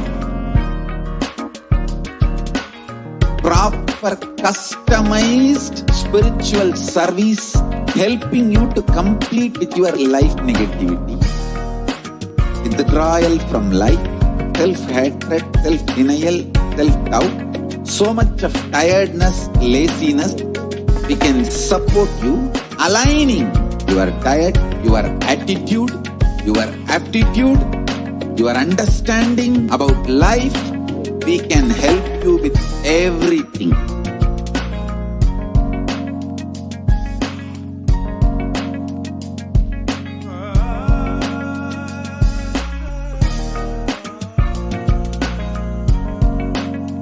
If you are interested in enlightenment, we will immediately bring this to you. If you are not interested, we will explain the whole science, inspire you and make you interested in enlightenment time. We need to cater this enlightenment science to the whole world wherever they are, because enlightenment is the birthright of all human beings. Kailasa is responsible to provide that to all human beings.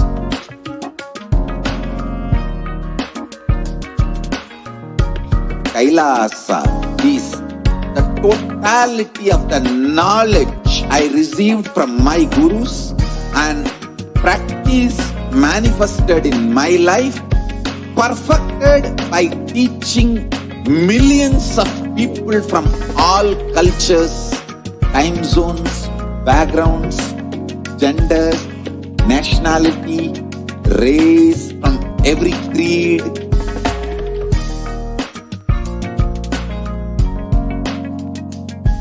So this absolutely perfected knowledge available to you, served to you in your home without even you moving out of your couch, free of cost.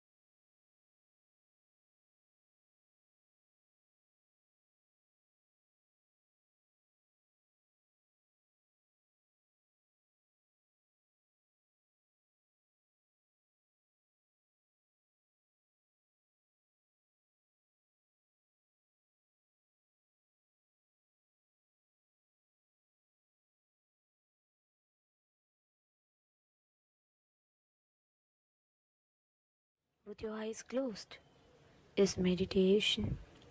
Connecting with the divine with your eyes open is darshan. Come, let us all now move from meditation to darshan. Slowly, very slowly, please open your eyes.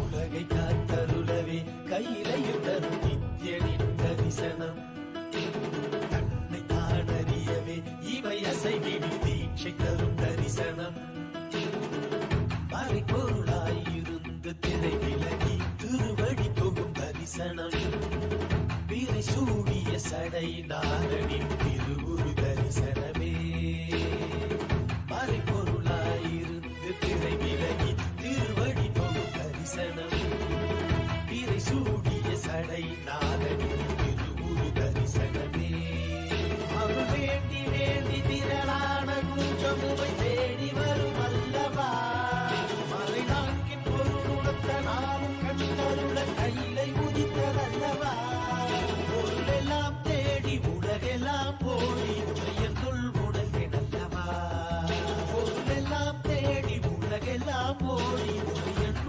உணர்ந்தல்லவா உலகை காத்தருளவே கையிலையில் தரும் என் தரிசனம் தன்னை தான் அறியவே இவை அசைவிடி தீட்சை தரும் தரிசனம்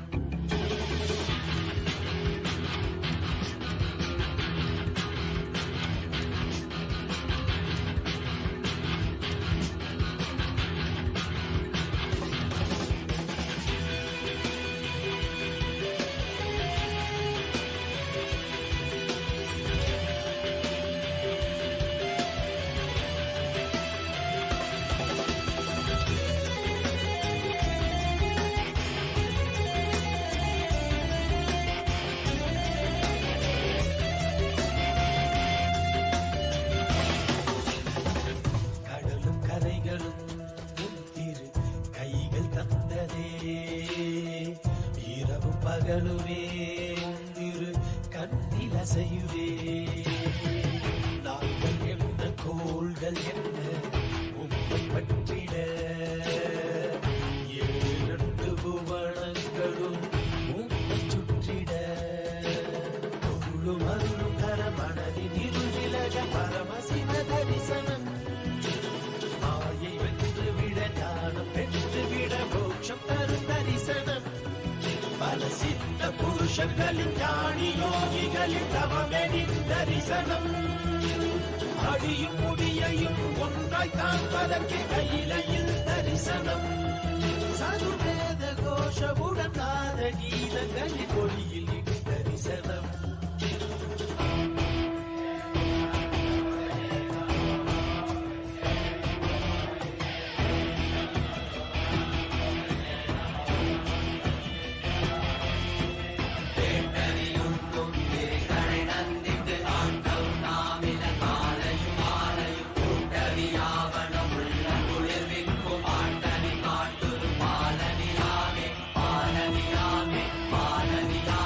பாலனியாமே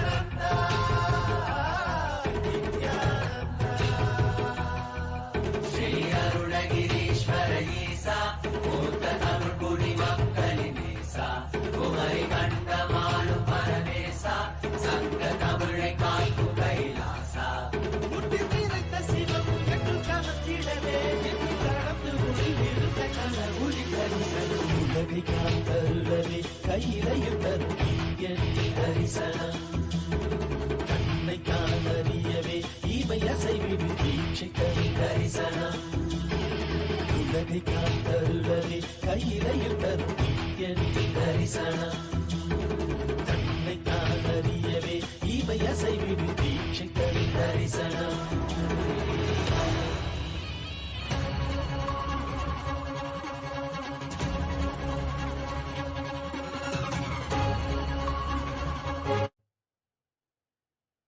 ॐ नित्यानन्देश्वर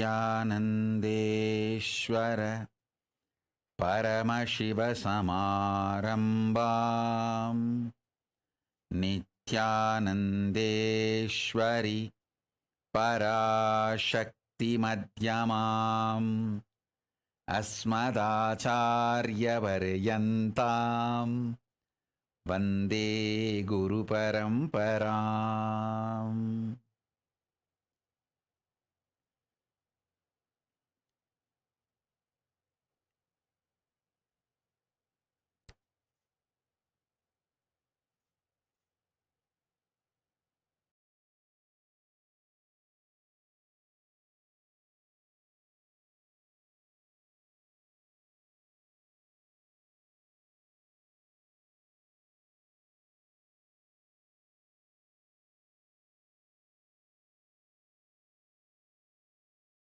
I welcome you all with my love and respects. I welcome all the devotees, disciples,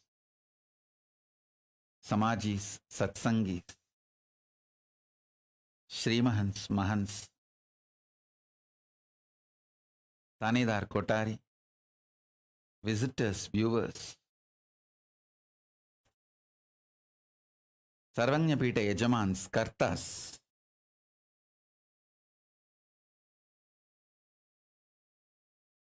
Vidyeshwara, Ganeshwara, Mantreshwara, Lokeshwara, Astreshwara. I welcome all of you with my love and blessings.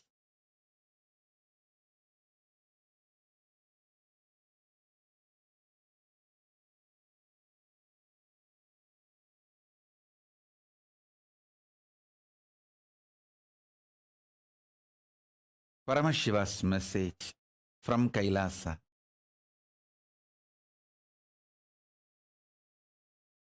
Listen. Physics of the conscious sovereignty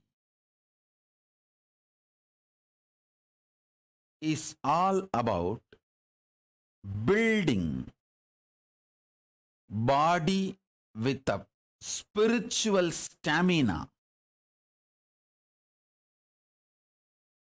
to hold the conscious sovereignty and radiate the conscious sovereignty.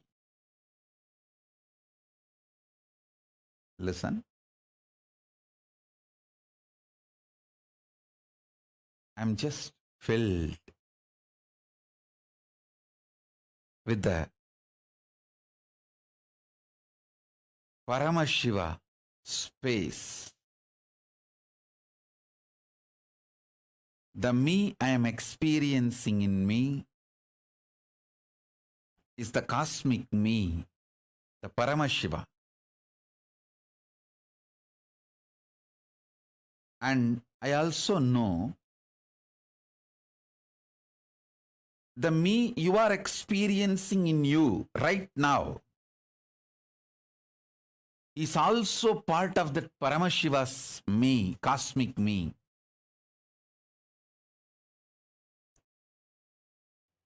With this deep love of oneness, you are Paramashiva, I am Paramashiva. We both put together is part of Paramashiva.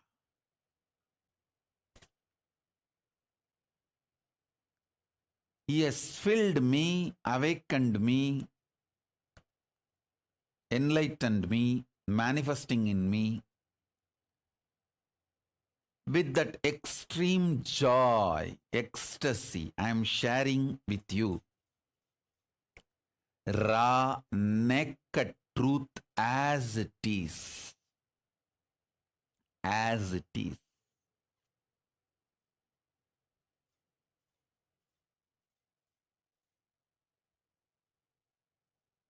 Listen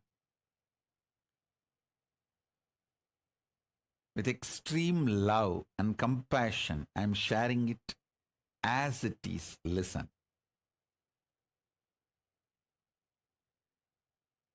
Spiritual stamina means your ability to cognize Paramashiva, letting him manifest his will, his experience of himself. That is what is most important. See,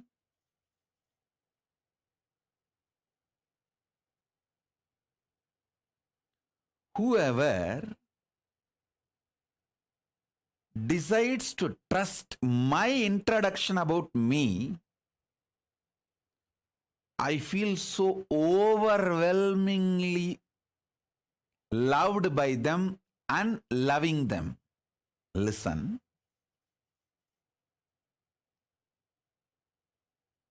Love means whoever trusts your introduction up by yourself, about yourself, you simply love that person and that person simply loves you. Listen. When you trust Krishna's introduction about himself, who he is, how he is, how he feels about himself, Adityanam Aham Vishnu, how Krishna declares among the Adityas. So, he opens himself.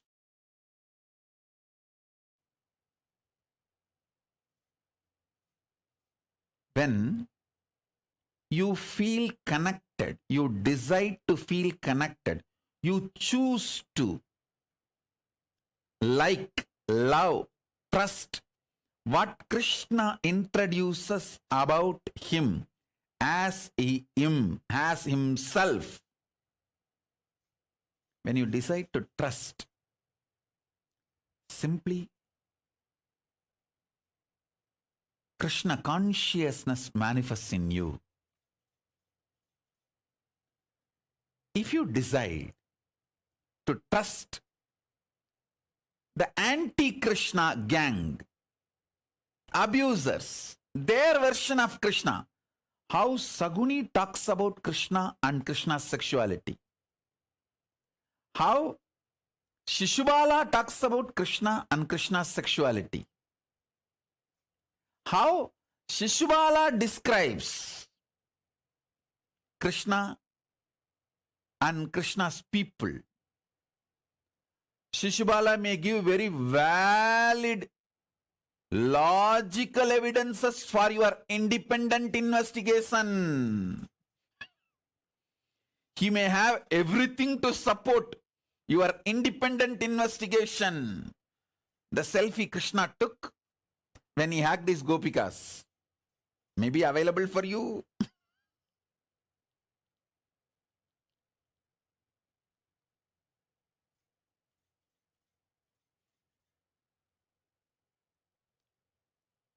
Whether the Shishubala and his culinary gang, the Shishubala gang is able to convince you or not able to convince you, the moment you decide to follow Shishubala's description about Krishna, you will reach the same space Shishubala is in. You will attract the same kind of people Shishubala like. and you will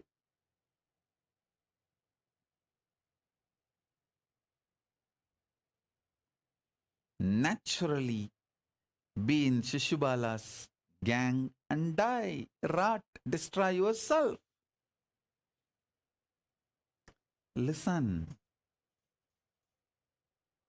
Whom you choose to trust, feel connected, you fall into that gang.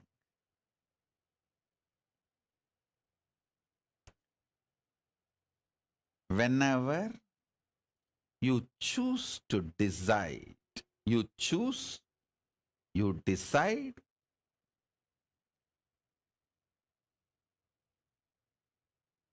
to listen about my introduction about me, my definition about me. You enjoy the space given to me by Paramashiva. Now I am introducing me. The me in me is manifestation of cosmic me, Paramashiva Paramburul. It has realized the me in you is also part of Paramashiva. Listen. So sit sincerely with the decision. You, me, both are part of Paramashiva, and that Paramashiva is awakened in me, and now giving this satsang and Shaktipada, Shaktinipada to awaken Paramashiva in you. That's all.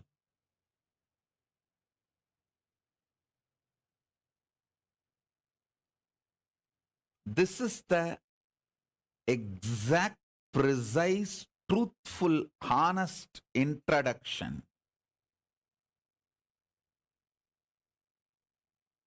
of what is happening now as me, as you, as cosmic Paramashiva. So understand, sit with this cognition. Whatever I am talking will become reality in you. Whatever I am revealing will become reality in you. So first thing, physics of conscious sovereignty. Conscious sovereignty is the ultimate of life. Physics of conscious sovereignty is building a body with a spiritual stamina. Listen intensely. Listen carefully, deeply. Every word now I utter can become your realization, your experience. So listen. Building a body with a conscious stamina. Actually, building a body with a spiritual stamina, conscious stamina, is very easy job. Too easy. I can give you just some 10-15 simple tips.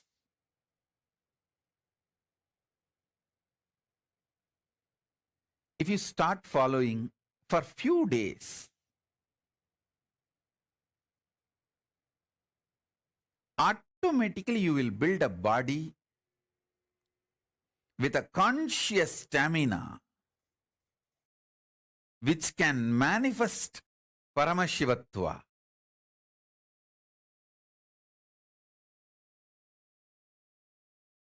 Because my gurus have done it for me.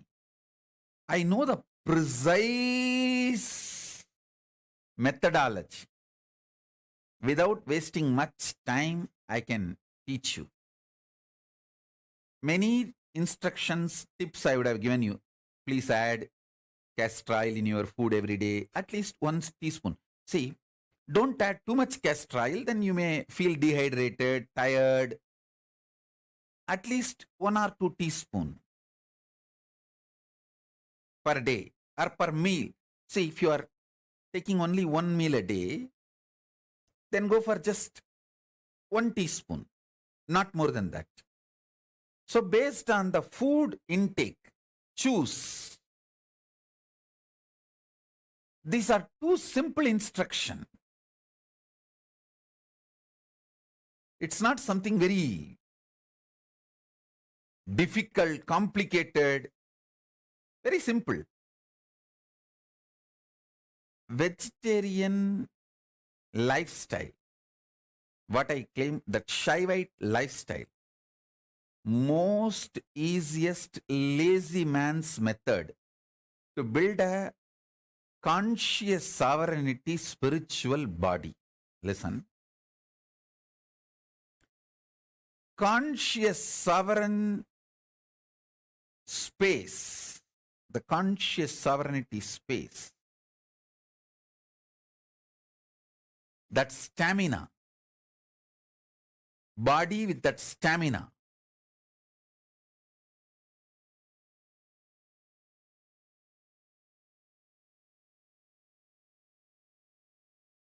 Once you start manifesting, you will feel so happy to live inside your body.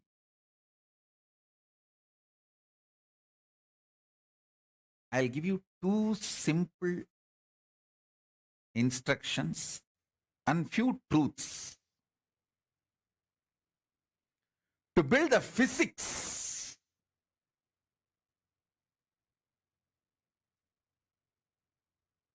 Listen.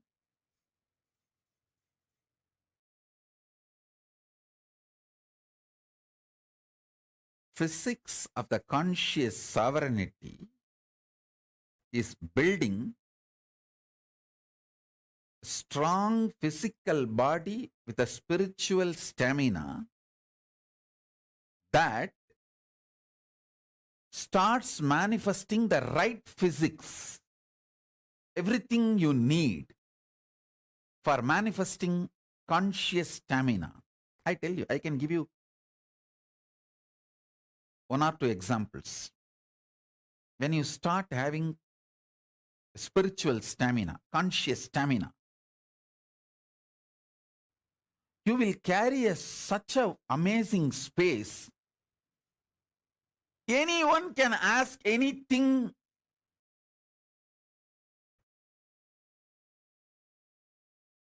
You will never feel irritated.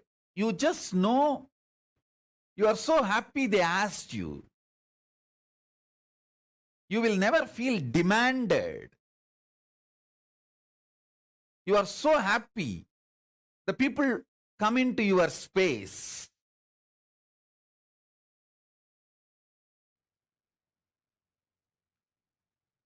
More and more people you enjoy in your space, more and more you are a successful being. Because you know your pure space never gets trampled by even millions of people entering into your space.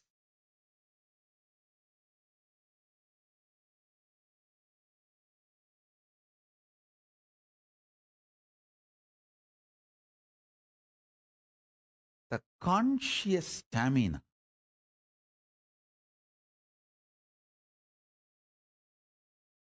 triggers, snowballs, initiates thousands of good things in your life.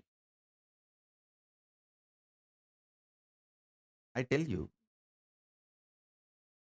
1 teaspoon castor oil can keep you in a pleasant mood 24 hours.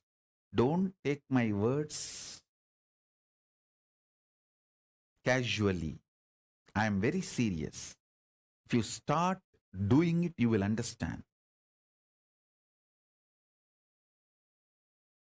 If you start doing it, you will understand. Within 6 months, you will understand.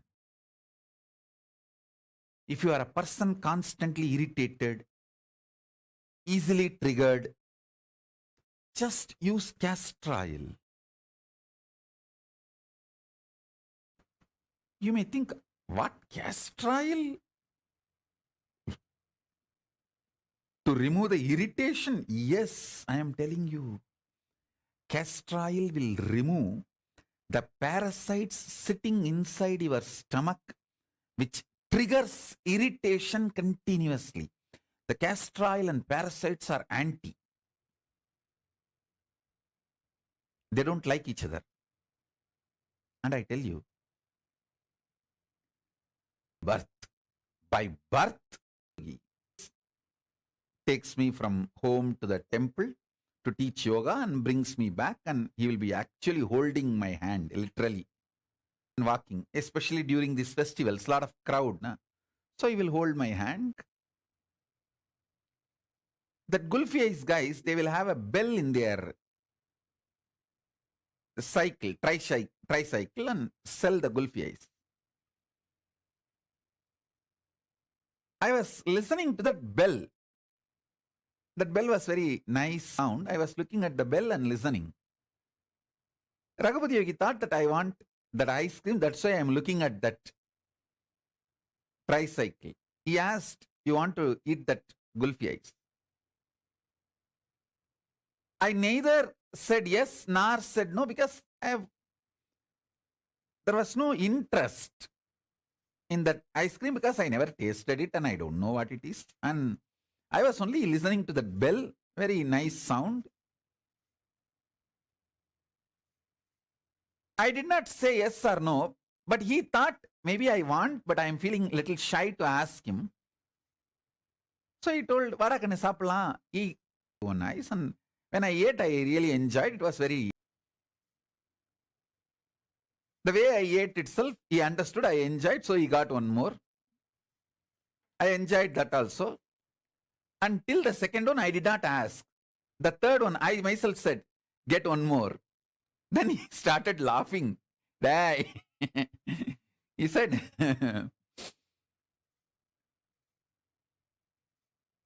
more than this, I don't know whether you will catch cold, because usually the Deepam festival comes in a cold season.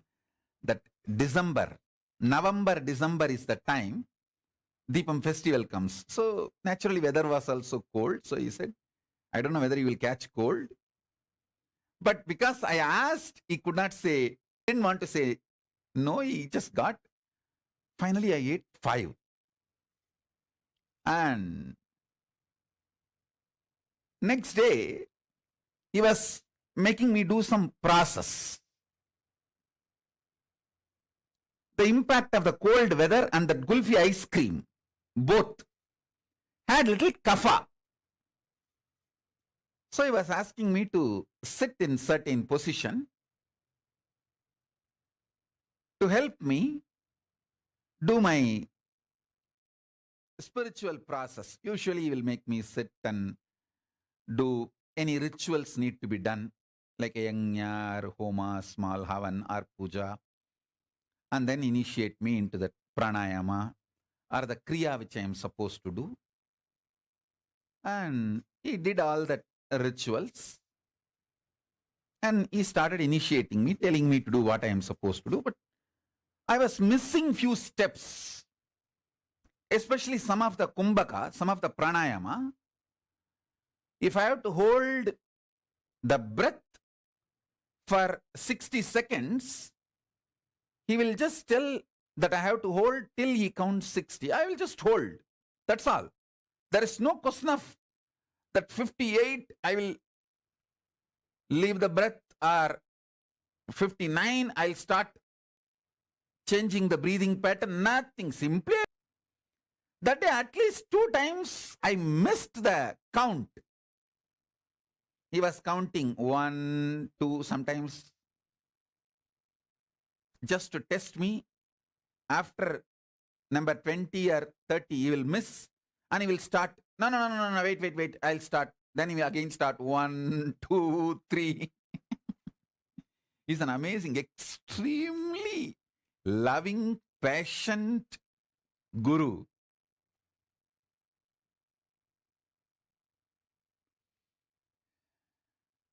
I only visualize them, their love for me, their patience for me, the way they worked on me. Whenever I need to work with my kids, this is what exactly I remember. I just hold them in my inner space, photographs. And I want all the ashrams to keep all their photographs just for the amount of tyaga they have done. And he was counting, but 2-3 times I missed that pranayama count. The coherence, the number of seconds I need to hold, I missed. Before he completed the number, I released the breath. I changed the flow of the breath. He understood that kapha is inside. 5 gulfi ice cream, that kapha is inside. And he just got the Karsalangani leaf, and a few leaves and put it in his thumb and put it on my upper palate. Nicely started rubbing with his thumb. The whole pitta and kapha came out through all the 5 holes. 2 eyes, nose, mouth, and through the ears. Through the ears, it won't come like a liquid or solid. It will come like a sound, air. The whole pitta came out. Kapha came out. Then he made me sit. Not only I could perform the pranayama, I could simply see the visualization I am supposed to hold during the pranayama. I tell you, after that,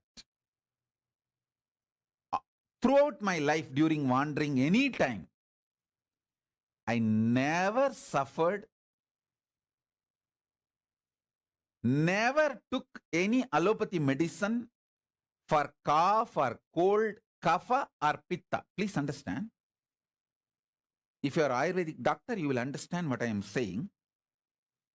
Pitta makes your mind feel the mental suffocation. Kapha makes your body feel the suffocation. Pitta you mentally, kapha binds you, chains you physically. Physically means internal organs.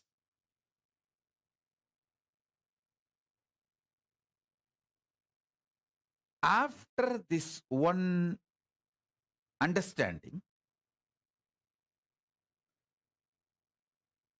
of course, even now I don't enjoy ice cream. Rarely, if the disciples want to eat, to give company, if needed, sometimes I take, but there is no liking for the ice cream or any food. That is different. But even due to any reason, never ever I suffered or kapha. I want to tell you all, so much of suffering you all go through in your life due to pitta and kapha, and not even know that it is because of pitta and kapha. See, when you feel the suffocation inside your internal organs due to kapha, You scream at everyone. When you suffer the pitta, even you are not sure about your future. Please understand. See, after that, many times I used to do the same. I'll make that karsalangani either as a paste or a powder or some form, just leaf or kalvathila vechi arachi.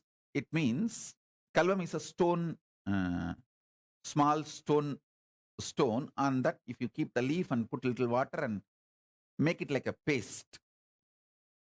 In some form, I'll apply it on my thumb and put it on the palate, upper palate. So the whole pitta and kapha will come out. Listen carefully. It's very important. Because the pitta and kapha is cleansed again and again, not only I never suffered the cough, cold and its impact, I always felt very stable about myself and my future decision. Listen carefully. Your pitta is responsible for making you doubt about yourself and about your future. See, many times you feel insecure. Oh, if I take sannyas, will I be happy in Kailasa?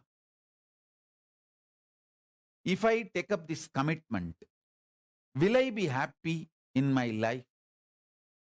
Not being sure about yourself, you destroy so much.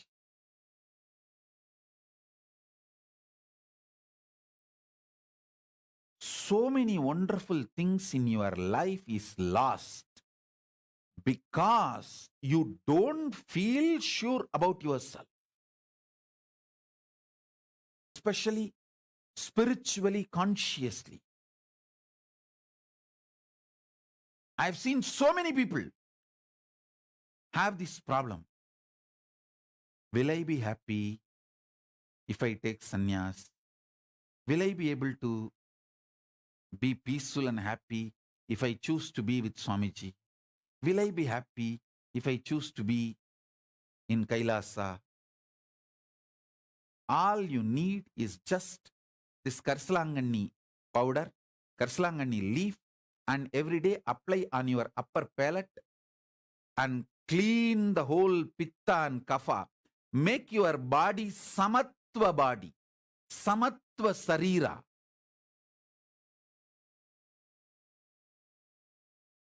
I tell you,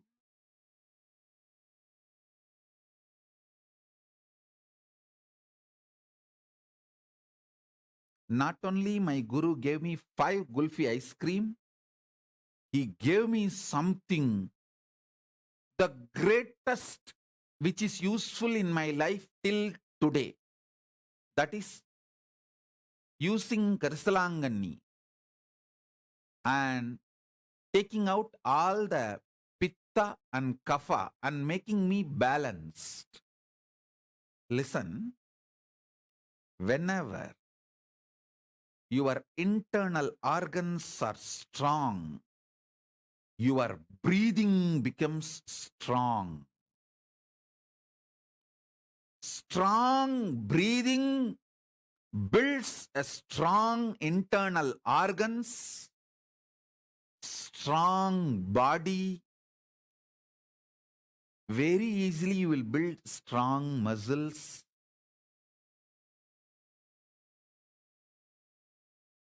Karsalangani powder, taking it in your thumb, applying on the upper palate and cleaning all the kapha and pitta is such a simple act. It's not at all difficult. Karsalangani is available even in Amazon nowadays, that powder. And it's available in every village home in India. In every village, you will see karsalangani, ponnangani, murungakira. Add all this stuff in your life every day. கரிசலாங்கண்ணி, பொன்னாங்கண்ணி, தூதுவளை, முருங்கைக்கீரை. Just the simple instruction. I tell you, strong internal organs, when the kapha is cleansed, you get the stamina in your breathing, strong breathing. When pitta is cleansed, you get the strong visualization. You will not have doubt about yourself. When sometimes people tell me, Swamiji, I can't handle, I don't know how to care about how to carry on with my life. I feel like I may have a mental breakdown. This problem is because of the pitta. If you ever had the feeling, oh, I may have a mental breakdown, I cannot handle this, I'm feeling suffocated. If you had this problem, your problem is simply pitta, nothing else. Apply Karislanganni on your upper palate. Clean your pitta. You will have so much confidence about you.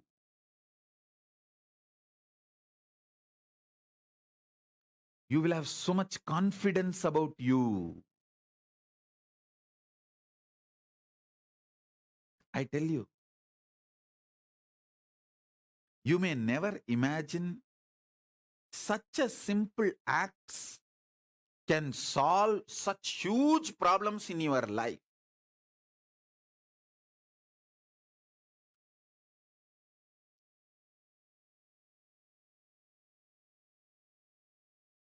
You don't even need to do this cleaning the pitta and kapha every day. But actually, if you start using, you may really enjoy it and you may start doing every day. If you start doing every day, great. But even if you do 3 times a day, 4 times a day,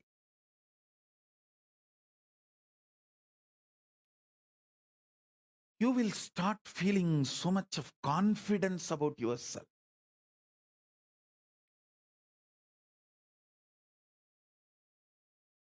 You will be so sure of you. Yes, I can handle life. See,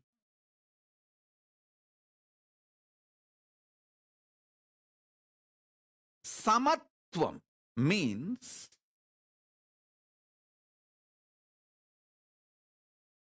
at any situation of my life, I am only going to decide everything as per dharma, and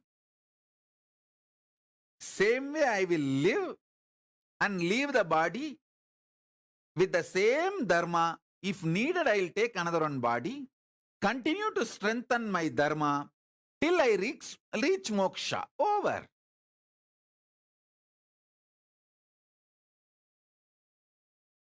Being sure about yourself, adopting dharma as the strategy for life.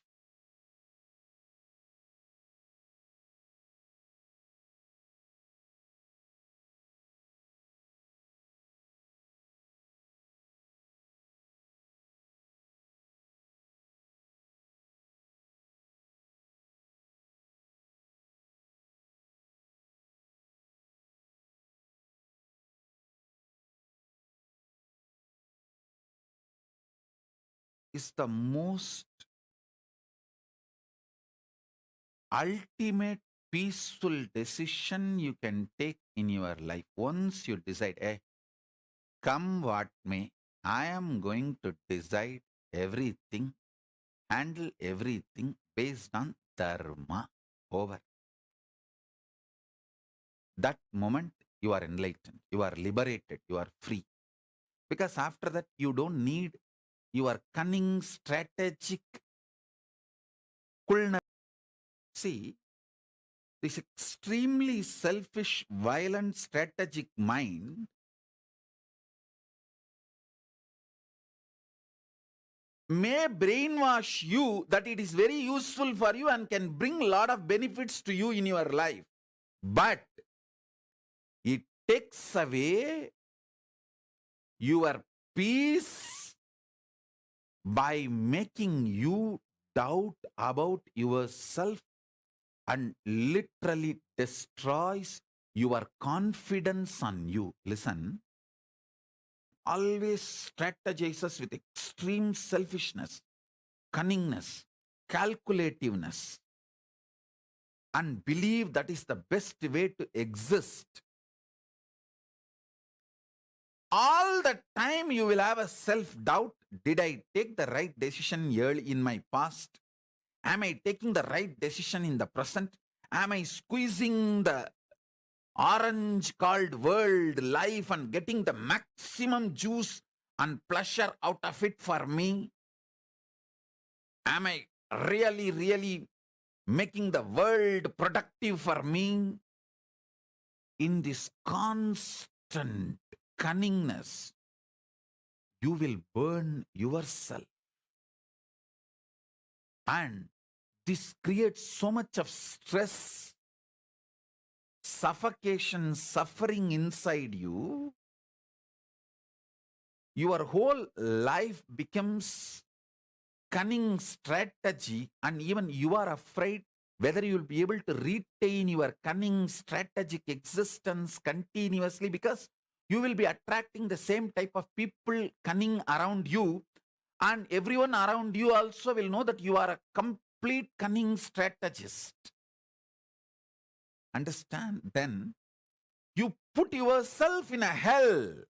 I tell you, a simple, sweet being attracts the same kind of people around him, around them, and create that kind of, he feels that person is simple, sweet, and you create a beautiful ecosystem for you to enjoy your life.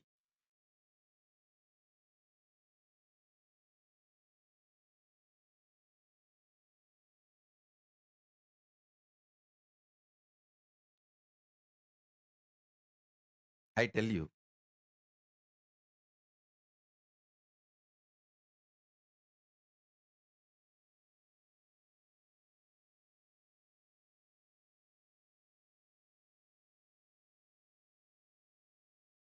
best thing you can earn by being a simple, loving, sweet being, you will attract that same kind of people around you, and people around you will experience you as a sweet being.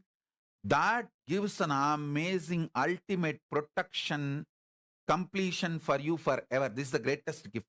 Greatest gift being loving can get you is the beings who are loving. Being loving will get you beings who are loving.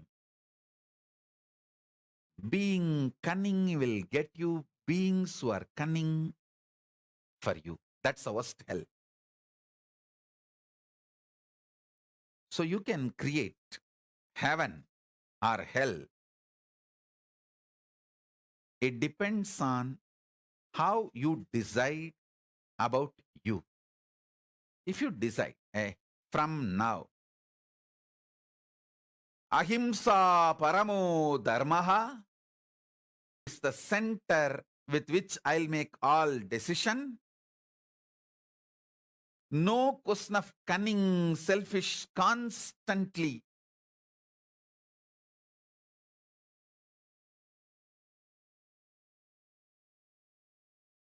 strategies, because those strategies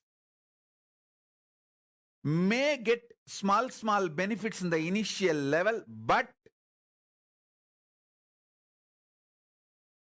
will start developing deep self-doubt in you, and that feeling, you not being sure about you and how you will behave and live your life in the future.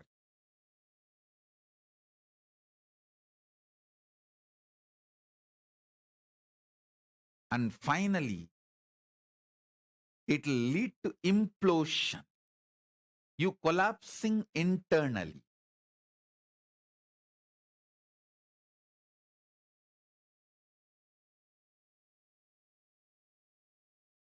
decide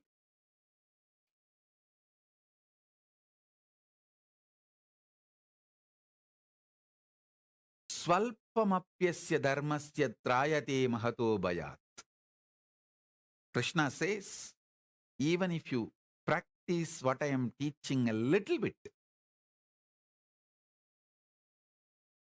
problems of mountain size will be destroyed. Even if you follow the Guru Vak little bit, tons of problems will be destroyed, which is even unknown to you. See, the best thing is when you follow the Guru Vak, simple instructions, the grace just disappear. They don't even show up in front of you. You may not even know how many problems you avoided, you escaped. Just this one Karsalangani, cleaning the Vada and Kapha and Pitta. How much I became sure about me. See, when the Kapha and Pitta is balanced, you don't feel suffocated mentally or physically in your internal organs. So you will always take very dharmic decisions, not irritated, agitated, aggressive mood. You will not make decisions. All decisions you make during the I, Kapha and Pitta are dangerous to your life and to your existence. Keeping the Kapha and Pitta balanced will make you always take very sweet, beautiful decisions. Life will flow such powerful way. You know, even if you obey Guru's instruction, one small instruction, 10,000s of big problems will not even come to you. Not only you will be solving any problem comes to you, there are many problems which will never come to you. Many problem will never come to you. Any problem which comes to you, you will simply dissolve it.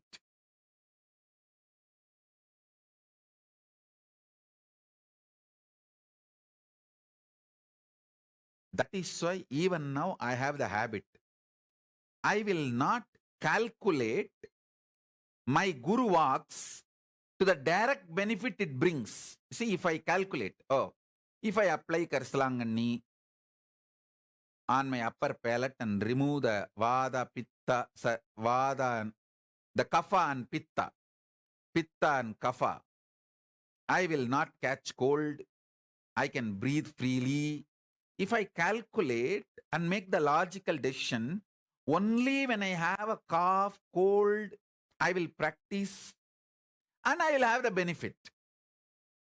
But many times simply I will follow the Guru Vak. Wherever I see the Karsalangani in my wanderings and wherever I can get, simply I will start applying. Because I just want to do what my Gurus told me. Because of my obedience to my Guru Vak, not only I never suffered with cough, cold, the Kapha and Pitta problems, I always had a samatva, balanced decision, dharmic decision-making pace, which brought tremendous strength about me, being sure about me. I tell you, when I got out of my home, when I left my home,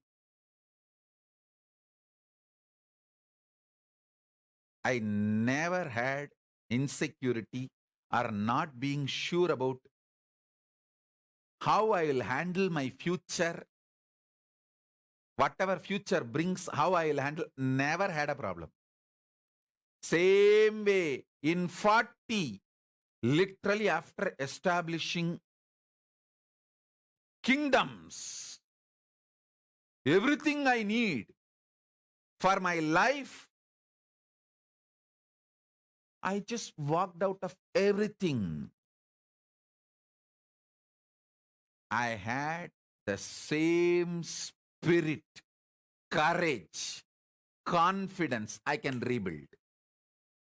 I can create what I want. I can face my life. Whatever my life brings, I can handle it. I was so sure about me.